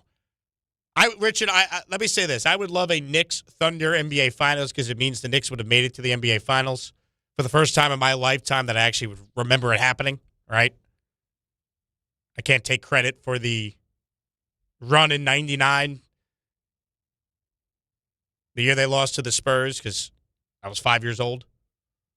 But the idea of like the Knicks playing the Thunder, I based on what I've seen from the Thunder this year, the Knicks might be lucky to win a game if they play the Thunder in the finals. I mean, what the Thunder have done is unbelievable. I believe they're 24-1 after last night. And there's legitimate conversation that the OKC Thunder could break the record that the Warriors set several years ago for the most regular season wins in a single season with 73. Now, do the Thunder care about that? Probably not. They want to win another championship. But they're unbelievable. They've won 16 in a row. They are 24-1. I don't know if anyone could beat the Thunder, but I certainly would love the opportunity to try if you're the Knicks. Because at least just getting to the finals would be something that we haven't seen in, 26 years. And it would validate the decision to move on from Thibodeau to Mike Brown.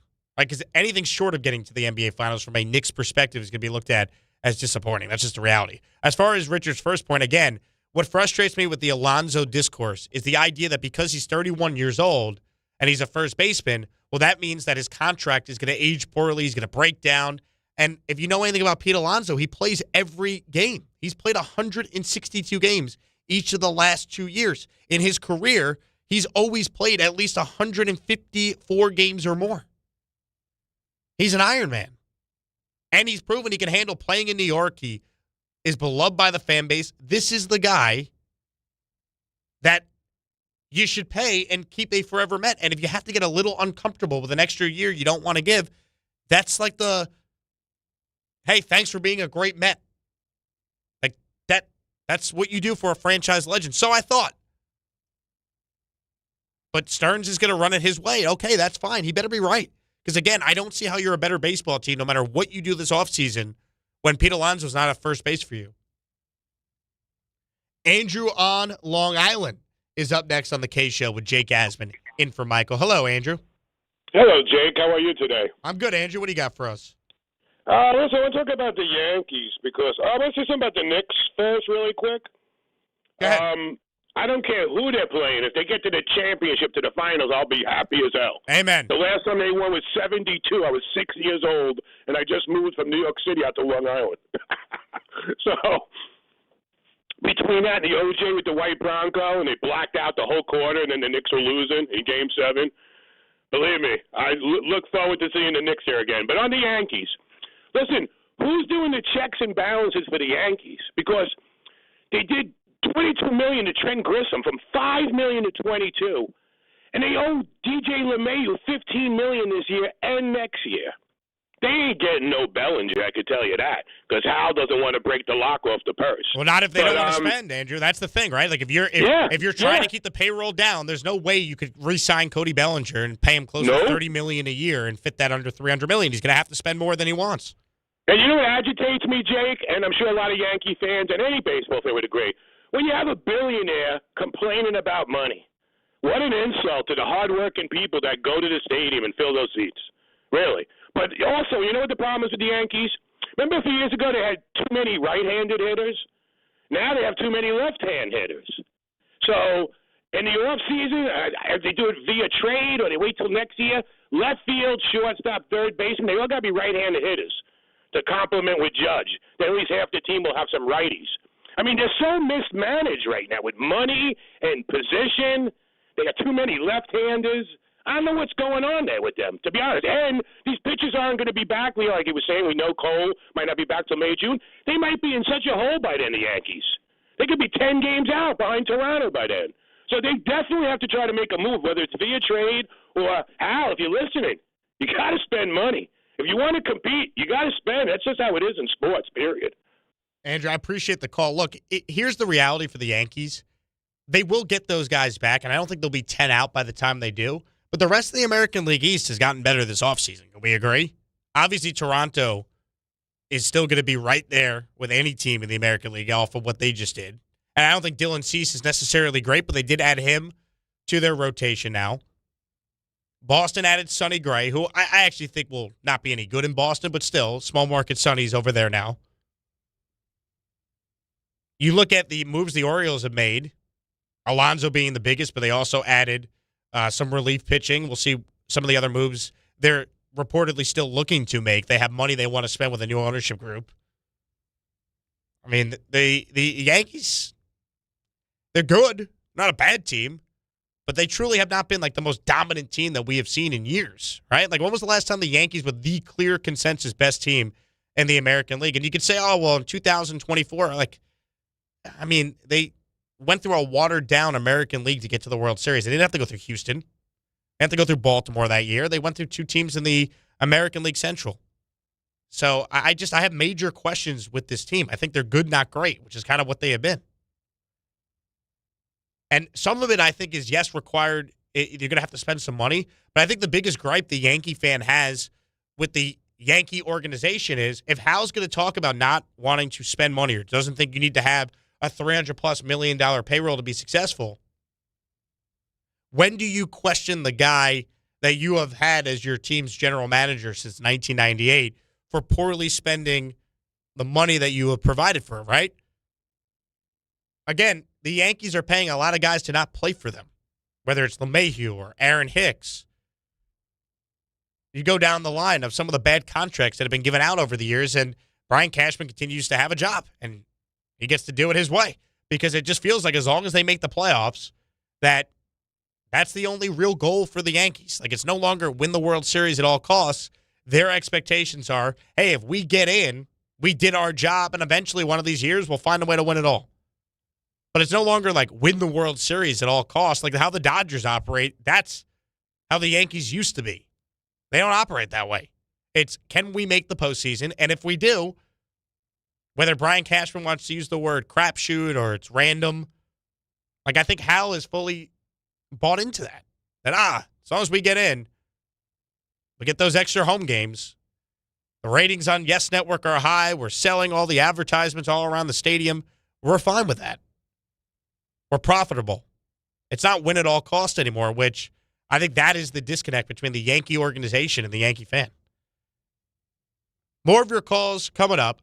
We're also going to be joined in the next segment by Nelson Figueroa, former New York Met. You watch him on Pix 11 now in their sports department. Get his thoughts on what was a wild 48 hours for every Met fan out there. Where do they go from here? We'll get Figueroa's thoughts on that and much more. Keep it right here. Jake Asman in for Michael K. till 3. You're listening to all of it on 880 ESPN New York, the ESPN New York app, and the ESPN New York YouTube channel. To help those who want to be helped but may not be able to afford it. That's what PGA Tour winner Grayson Murray had envisioned for a foundation before he sadly took his own life at just 30 years old. His parents channeled their grief into creating the Grayson Murray Foundation, carrying out his vision to help those struggling with mental health and addiction. To donate and learn more, visit GraysonMurrayFoundation.com.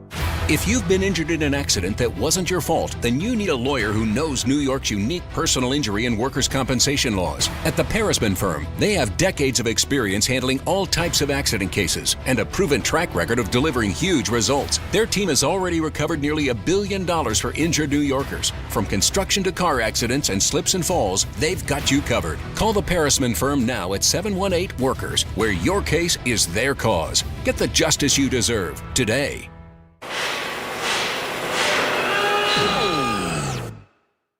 When equipment breaks down and operations come to a halt, every single second counts. So why is your maintenance team spending 60% of their time doing anything but turning wrenches?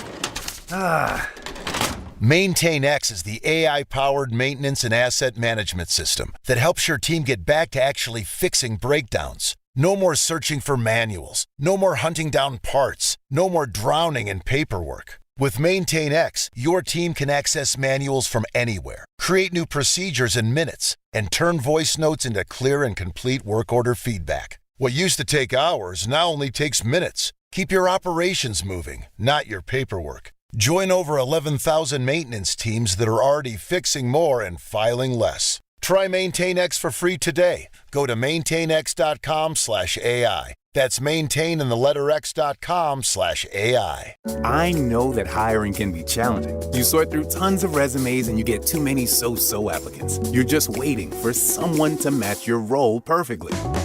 Well, now there's a place where you can meet them fast. ZipRecruiter. Need to hire for strong candidates. The right fit awaits. Build your team, build it sooner. Meet your match on ZipRecruiter. Just head to ZipRecruiter.com/ESPN right now to try it for free, and you're on your way to meeting your match. 4 out of 5 employers who post on ZipRecruiter get a quality candidate within the first day. So try it now. Go to ZipRecruiter.com/ESPN. Once again, that's ZipRecruiter.com/ESPN. Meet your match on ZipRecruiter. Try it free. Hey, it's Alan Hahn. Let me tell you about my friends at Bathfitter. They remodeled the bath by my pool. They converted a tub into a shower. The result is amazing. Bathfitter offers all types of custom bath renovations, including their unique PermaFit solution for a watertight fit. It's done in one day, easy to clean, and durable with no demo or mess, and it costs less than a standard replacement. Plus, a lifetime guarantee. Right now, you get no money down, no payments, or interest until 2027. So start designing your bath today at bathfitter.com. There's only one Bathfitter.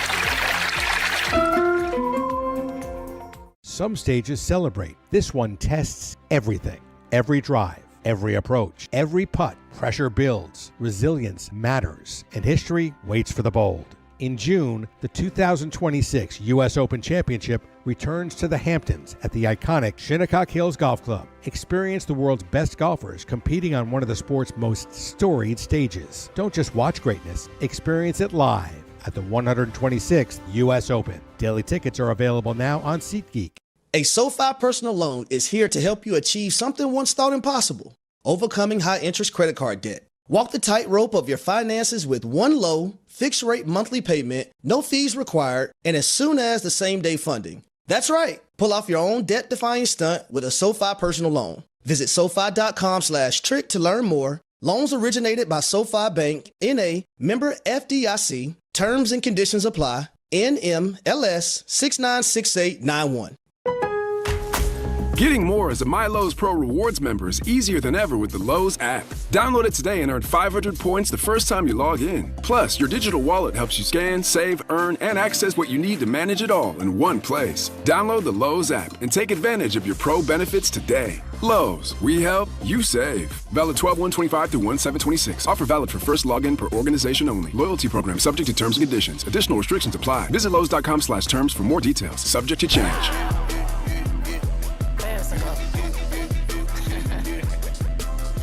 The Michael K. Show right here on ESPN New York. Jake Asman in for Michael, taking you till Don Hahn in Rosenberg at 3 o'clock. The big story remains the fallout from Pete Alonso and Edwin Diaz leaving in free agency from the New York Mets. For more on this and for more on all things Major League Baseball, we say hello to a former member of the New York Mets. You now watch him on Pix 11. Nelson Figueroa joins us now. Nelly, always appreciate your time. Thanks for hopping on today. Thank you for having me, Jake. How's it going? I'm hanging in. I mean, I know a lot of Met fans are going through it the last 48 hours or so. And, you know, for you, Nelly, what was your initial reaction to both Edwin Diaz on Monday and then, of course, you get the Alonso news yesterday? Yeah, one of the things about the Edwin Diaz deal, it was, you know, crazy for him to not opt out and to try and re-up. He had $38 million left on that deal. They decided to allow him to get to free agency and figure out, you know, where he stood in the market. And I think one of the things they just assumed was they were going to have a chance to, I guess, throw in their last final bid. And they weren't given that chance. When the Dodgers come calling and make you the closer of all time, two-time World Series champion, and it just was probably too good to say no to, and they probably gave him a one shot at it. And him and his agent said, "Let's just do it. Let's do it. Let's secure the bag and keep going." It's a big blow to the team because the fall off from Diaz to the next available closer in the free agent market was very steep. Were you surprised, Nelson, that the Mets didn't basically say to Edwin Diaz, hey, like, we'll go an extra year if that's what it would take to get him? Like, you bring up the Dodgers offer, they said, hey, take it or leave it. But part of me is just so surprised that there was never an opportunity, it doesn't feel like, for the Mets to increase that offer and keep arguably the best closer in the sport. Oh, without a doubt. I think if you had kept it at around the same AAV and gave him the extra year, it would have been more meaningful. You're not talking about a closer who's just came off one of his best seasons, a 1.65 ERA, over 100 strikeouts in 65 innings. It was, he was as good as he had ever been, and you want to have that kind of security blanket for your bullpen. The report that said that phone call or talked about because they signed Williams. A bullpen isn't one guy, so I don't feel that the Mets were in the wrong for signing Williams, where you feel you can have Williams and Diaz.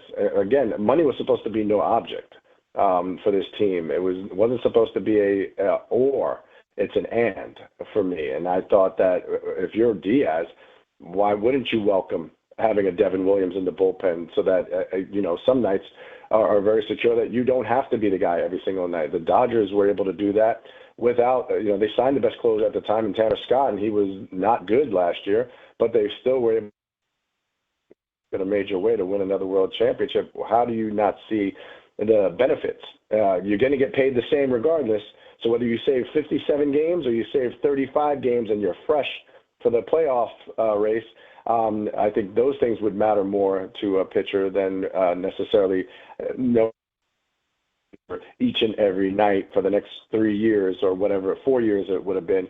I don't buy the phone call to not let them know that they were signing Williams was a factor into this thing. I think overall it was the guaranteed money. It was an opportunity to go to the Dodgers of all places. Now if you sign with the Pittsburgh Pirates, you can say, what are we doing? So it's a shock because you couldn't consider that happening, especially when this ownership group was supposed to be by any means necessary. There's no saying no to how much money it's going to cost because of dollars. Yes, an extra year is a big deal, but at the same time, there's ways to do that with options and buyouts and whatnot that they could have made it work. But as far as I know, and as far as anyone knows, the Mets are not given an opportunity to match the offer. Nelson Figueroa is our guest here, co-host of Sports Nation Nightly, Picks 11 p.m., so you can check Nelly out there, of course, former Major League pitcher. And Nelson, you kind of tied into where I wanted to go next, right? Money shouldn't be an issue, and you have an owner who seems to really get the fan base, David Stearns, who says he grew up a Met fan. So what's the justification for not finding a way to let Pete Alonso come back to work something out with a guy who, in my opinion, should have been a forever Met? Yeah, that's how Pete felt as well. Was talking very famously as he went into free agency how he wanted to stay a forever Met. And you thought when they went down to Tampa and talked with him last year and sat with him and told him, how important he was to the organization and their success, and he went out and had.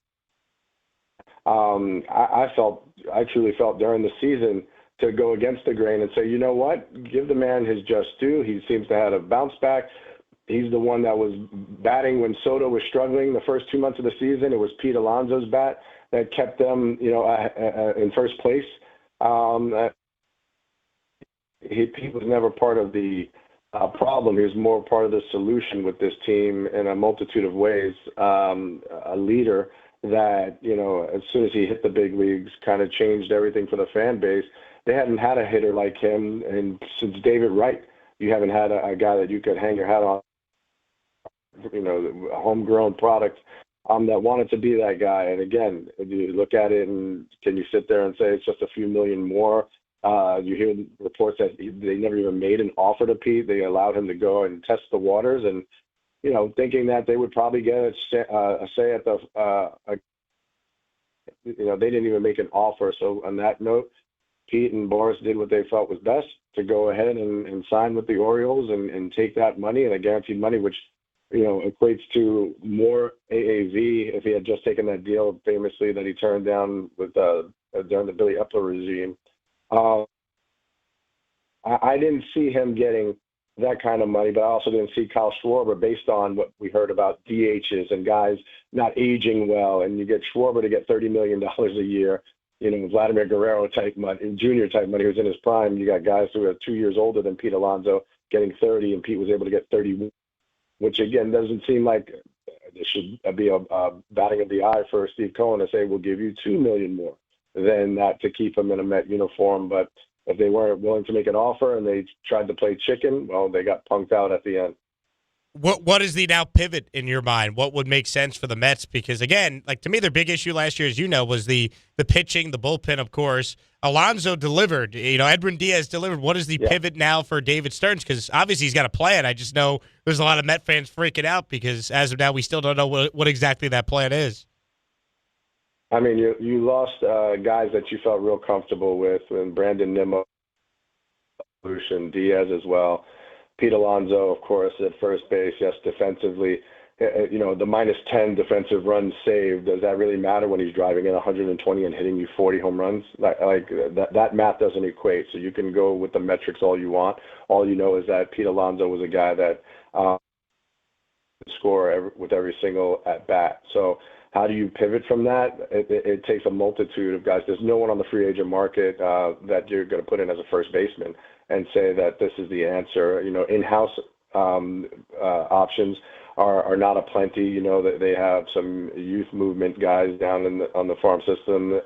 You have Clifford. You also have Vientos if you're going to move him over because Beatty is supposed to be slated as the third baseman. We're not even in spring training yet, but we're hearing that. So there's trades that they can try and work out. But we knew this about the free agent market last year. There was no one like Pete Alonso and what he brought to you from a power standpoint.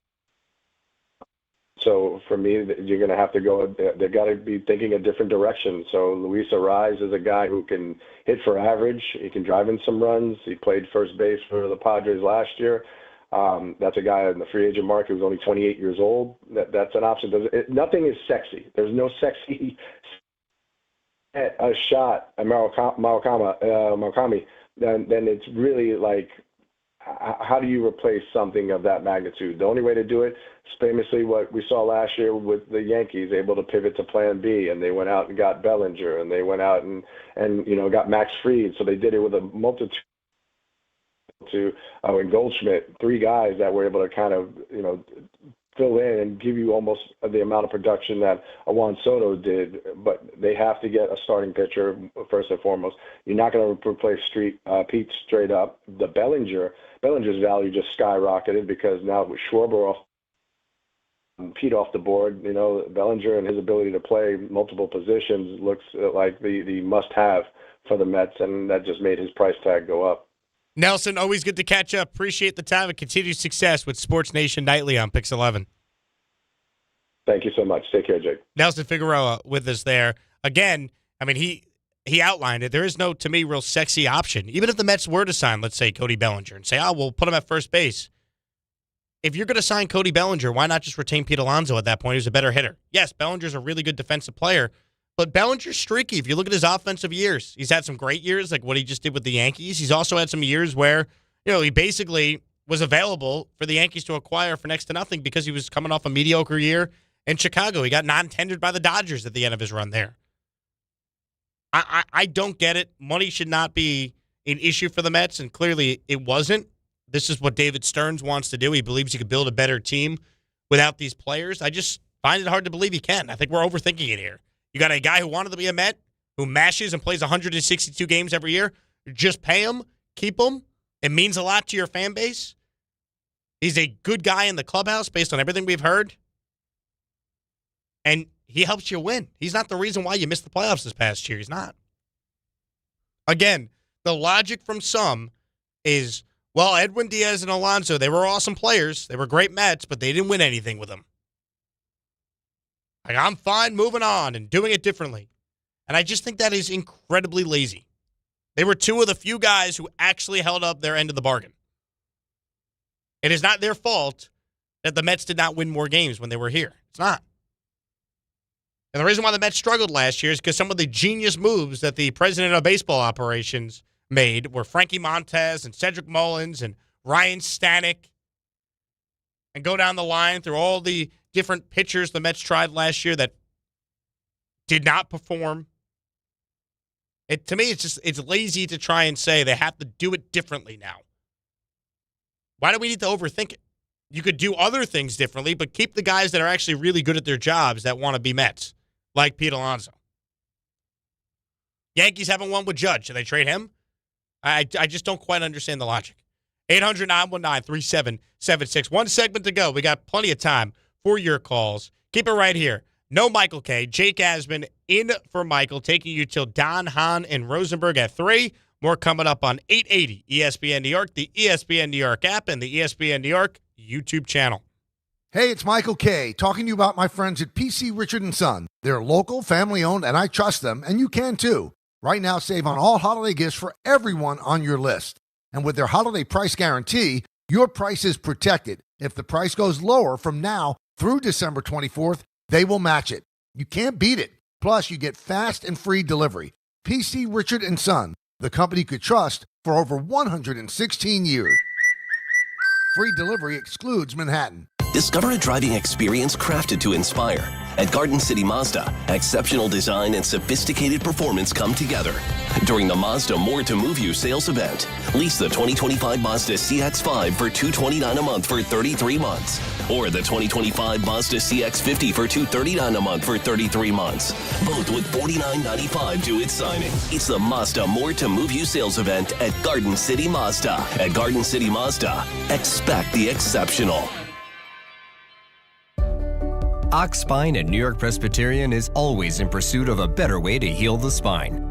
We're getting more people moving again with minimally invasive, non-surgical, and surgical treatments with innovative solutions for every back and spine condition and your unique needs. Expert spine care is available now across New York City and Westchester. Find a doctor at nyp.org/oxspine. Stay amazing. New York Presbyterian. Listen up, football fans.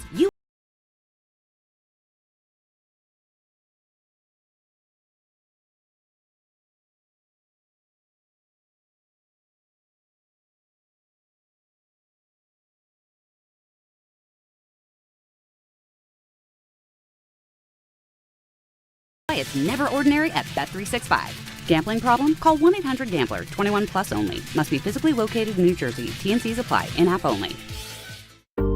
Every aspect of your business will operate better and faster with artificial intelligence. AI is a race, and companies that act first will win. Thrive Managed AI is your advantage over all your competitors. Thrive partners with you on a smart, secure AI strategy for your business. Then they deploy and manage it for you. Be first and win the race with Thrive Managed AI. Start with a complimentary strategy consultation at thrivenextgen.com/ESPN. That's thrivenextgen.com/ESPN. The holidays are here, and Amazon Pickup is your MVP of package pickup. Need that perfect gift like a brand new jersey for the big game? With Amazon Pickup, you can grab your order from secure Amazon lockers or counters near you on your schedule at no extra cost. It's fast, it's easy, and it keeps your holiday surprises tucked safely away. So whether you're running from work or heading to the holiday party, Amazon Pickup makes holiday shopping worry-free. Find your nearest Amazon Pickup location at amazon.com/pickupmvp. That's amazon.com/pickupmvp. Fellas, it's the season to shine, and not just from the holiday lights. Manscaped is here to keep you looking sharp for every holiday party, family photo, and mistletoe moment. The Lawnmower 5, groin and body trimmer, and the Chairman Plus face shaver deliver precision, comfort, and control worthy of Santa's nice list. I've been good and nice. Whether you're tidying up before a big night out or preparing for New Year's Eve, Manscaped has your back. And your face too, to be exact. So gift yourself with some grooming greatness this season, because looking good is the best gift of all. And now you can find Manscaped products at your local Walmart. Hey, fans! Welcome back to Fansville's Cheers and Tears. Oh. Okay, so like everybody deals with losing, right? To a rival on a last-second field goal. Whatever, it's fine. I'm totally fine. But I cope with losing with an ice-cold Dr. Pepper. Those 23 flavors are like so delicious. They totally wash away the pain of your college football team taking a big fat L. College football. It's a pepper thing. ESPN New York is throwing a holiday party you don't want to miss. Join us this Friday at your mother's house in Garden City. We'll be broadcasting the Michael K. Show live from 1 to 3, followed by Don, Hahn, and Rosenberg from 3 to 7, all while supporting a great cause. Bring a toy to benefit the Garden of Dreams Foundation and help make the season brighter for local kids in need. It's the ESPN New York Holiday Party this Friday, brought to you by Spiked Aid, Security Dodge, Amazon Pickup, and ESPN New York.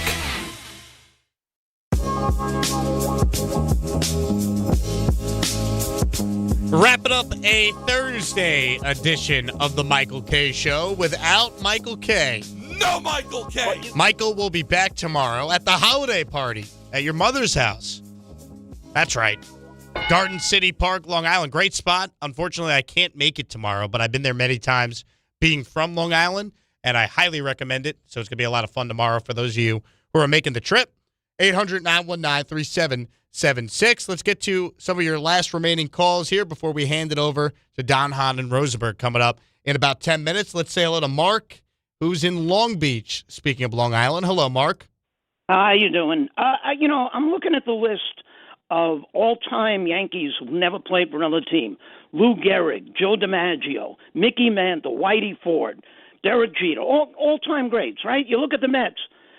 David Wright, okay, injury curtailed his career. And then after that, the guys who played a lot of games, Ed Kranepool, Ron Hodges, Bruce Beauclair. I mean, it's like every great player that we ever get, they are either traded away like Seaver or they just let them leave, like with Alonso, with Strawberry. I mean, it really, it's so frustrating as a Met fan. How is Stearns such a genius? That's what I'm trying to figure out, Mark. And I love your passion because, again, comparing any franchise to the Yankees, right, is very difficult given their history, and they've been around a lot longer than the Mets have. But Alonso is the perfect guy to make a forever Met, right? He wants to be here. He's beloved by the fan base. It's not like his contract demands were outrageous. They were not. He plays every game.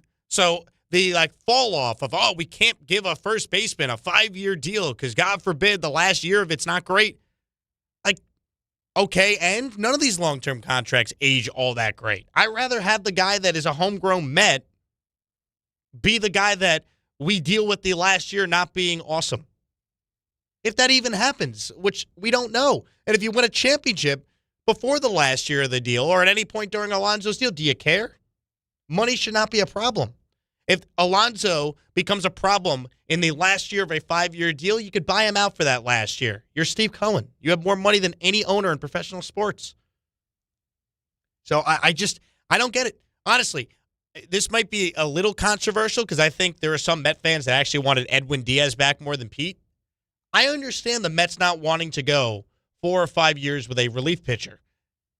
Because relief pitchers, year to year, sometimes we know how it goes. They could lose it quickly. I think with Diaz, the fact that it was only a 3-year deal he left for, maybe he just didn't want to be a Met. Maybe he just wanted to go to the Dodgers. We don't know the full story there yet.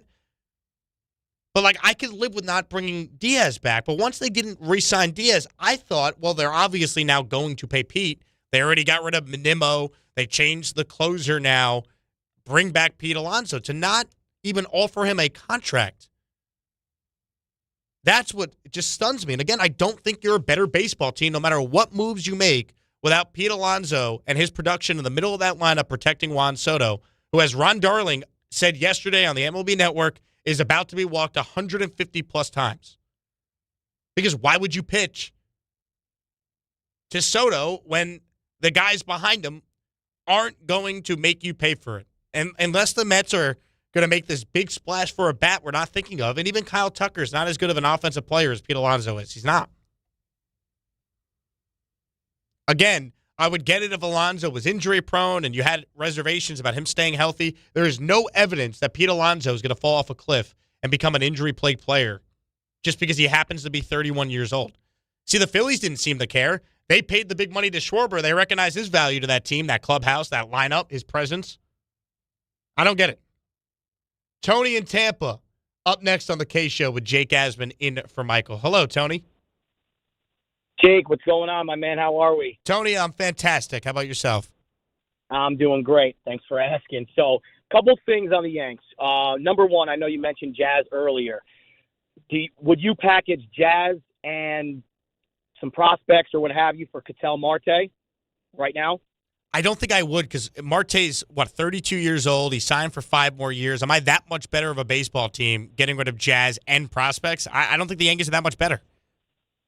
All right. I mean, Marte, obviously, he's a better hitter than Jazz. So I was just wanted to see your thoughts on that. He is, but he's 32. Will turn 33 this year. And look, I think Jazz is at times a bit of a flawed player, but he's 27 years old going into a contract year. I think Jazz Chisholm's capable of giving you a big time season this year. I don't want to get rid of him unless I'm clearly upgrading. And while Marte might be a better player for a year, I don't know if I'm that much better of a baseball team overall. Yeah, no, I hear that. And another thing here, I want to hear your thoughts on this. Do you think at times the Yankees hold on to these prospects too long? I mean, I can name you Miguel Andujar, Clint Frazier, Davey Garcia, Gary Sanchez. Sanchez, of course, Peraza, Greg Bird, right? Jesus Montero. We could do this all day, Tony. Yes, I have knocked Cashman for this for years. The prospect hugging has cost the Yankees severely over the years. And then by the time they're ready to move on from a guy, their value is totally crushed, and then the Yankees get nothing for them. That's been a big problem during all this. Remember, they didn't get Garrett Cole because they had to keep Miguel Andujar. That was the holdup in the Garrett Cole trade with the Pirates before he ended up going to Houston. So, yeah, that's been a big problem. I'm willing to trade anyone this offseason. The Yankees window is right now. Aaron Judge is going to be 34 years old this year. It kills me knowing he might not win a championship with the Yankees. And it was eerie. I said this the day I filled in for Michael, the day after Judge won the MVP award. It was eerie watching Don Mattingly announce Judge as the winner of his third MVP award, knowing that the history of Don Mattingly, he's known for being the best Yankee that never won a championship. And that's going to be Judge if he doesn't get another ring. So, yes, that definitely concerns me. I would trade Spencer Jones. I'd trade George Lombard. All these guys are just prospects. The same people who are saying you can't trade those guys are the same people who are telling you Anthony Volpe's untouchable. We shouldn't sign any of these stud shortstops because we have Volpe coming up. Or we have Peraza coming up, another guy that they waited too long to do anything with and his value totally depreciated. I would trade anyone. They're just prospects. I don't think the Yankees think that way, though, because that's their history. But I digress. All right, that does it for me. Don Hodden Rosenberg is coming up next. Peter Rosenberg just walked into the studio. He looks handsome with his wool cap on. Tremendous. That's coming your way next. Thanks to everyone who tuned in. Big thank you to both Ray and our guy Joe Leo for producing. And that's all, folks. See you later. Don Hodden Rosenberg is coming up next here on 880 ESPN New York, the ESPN New York app, and the ESPN New York YouTube channel. To help those who want to be helped but may not be able to afford it. That's what PGA Tour winner Grayson Murray had envisioned for a foundation before he sadly took his own life at just 30 years old. His parents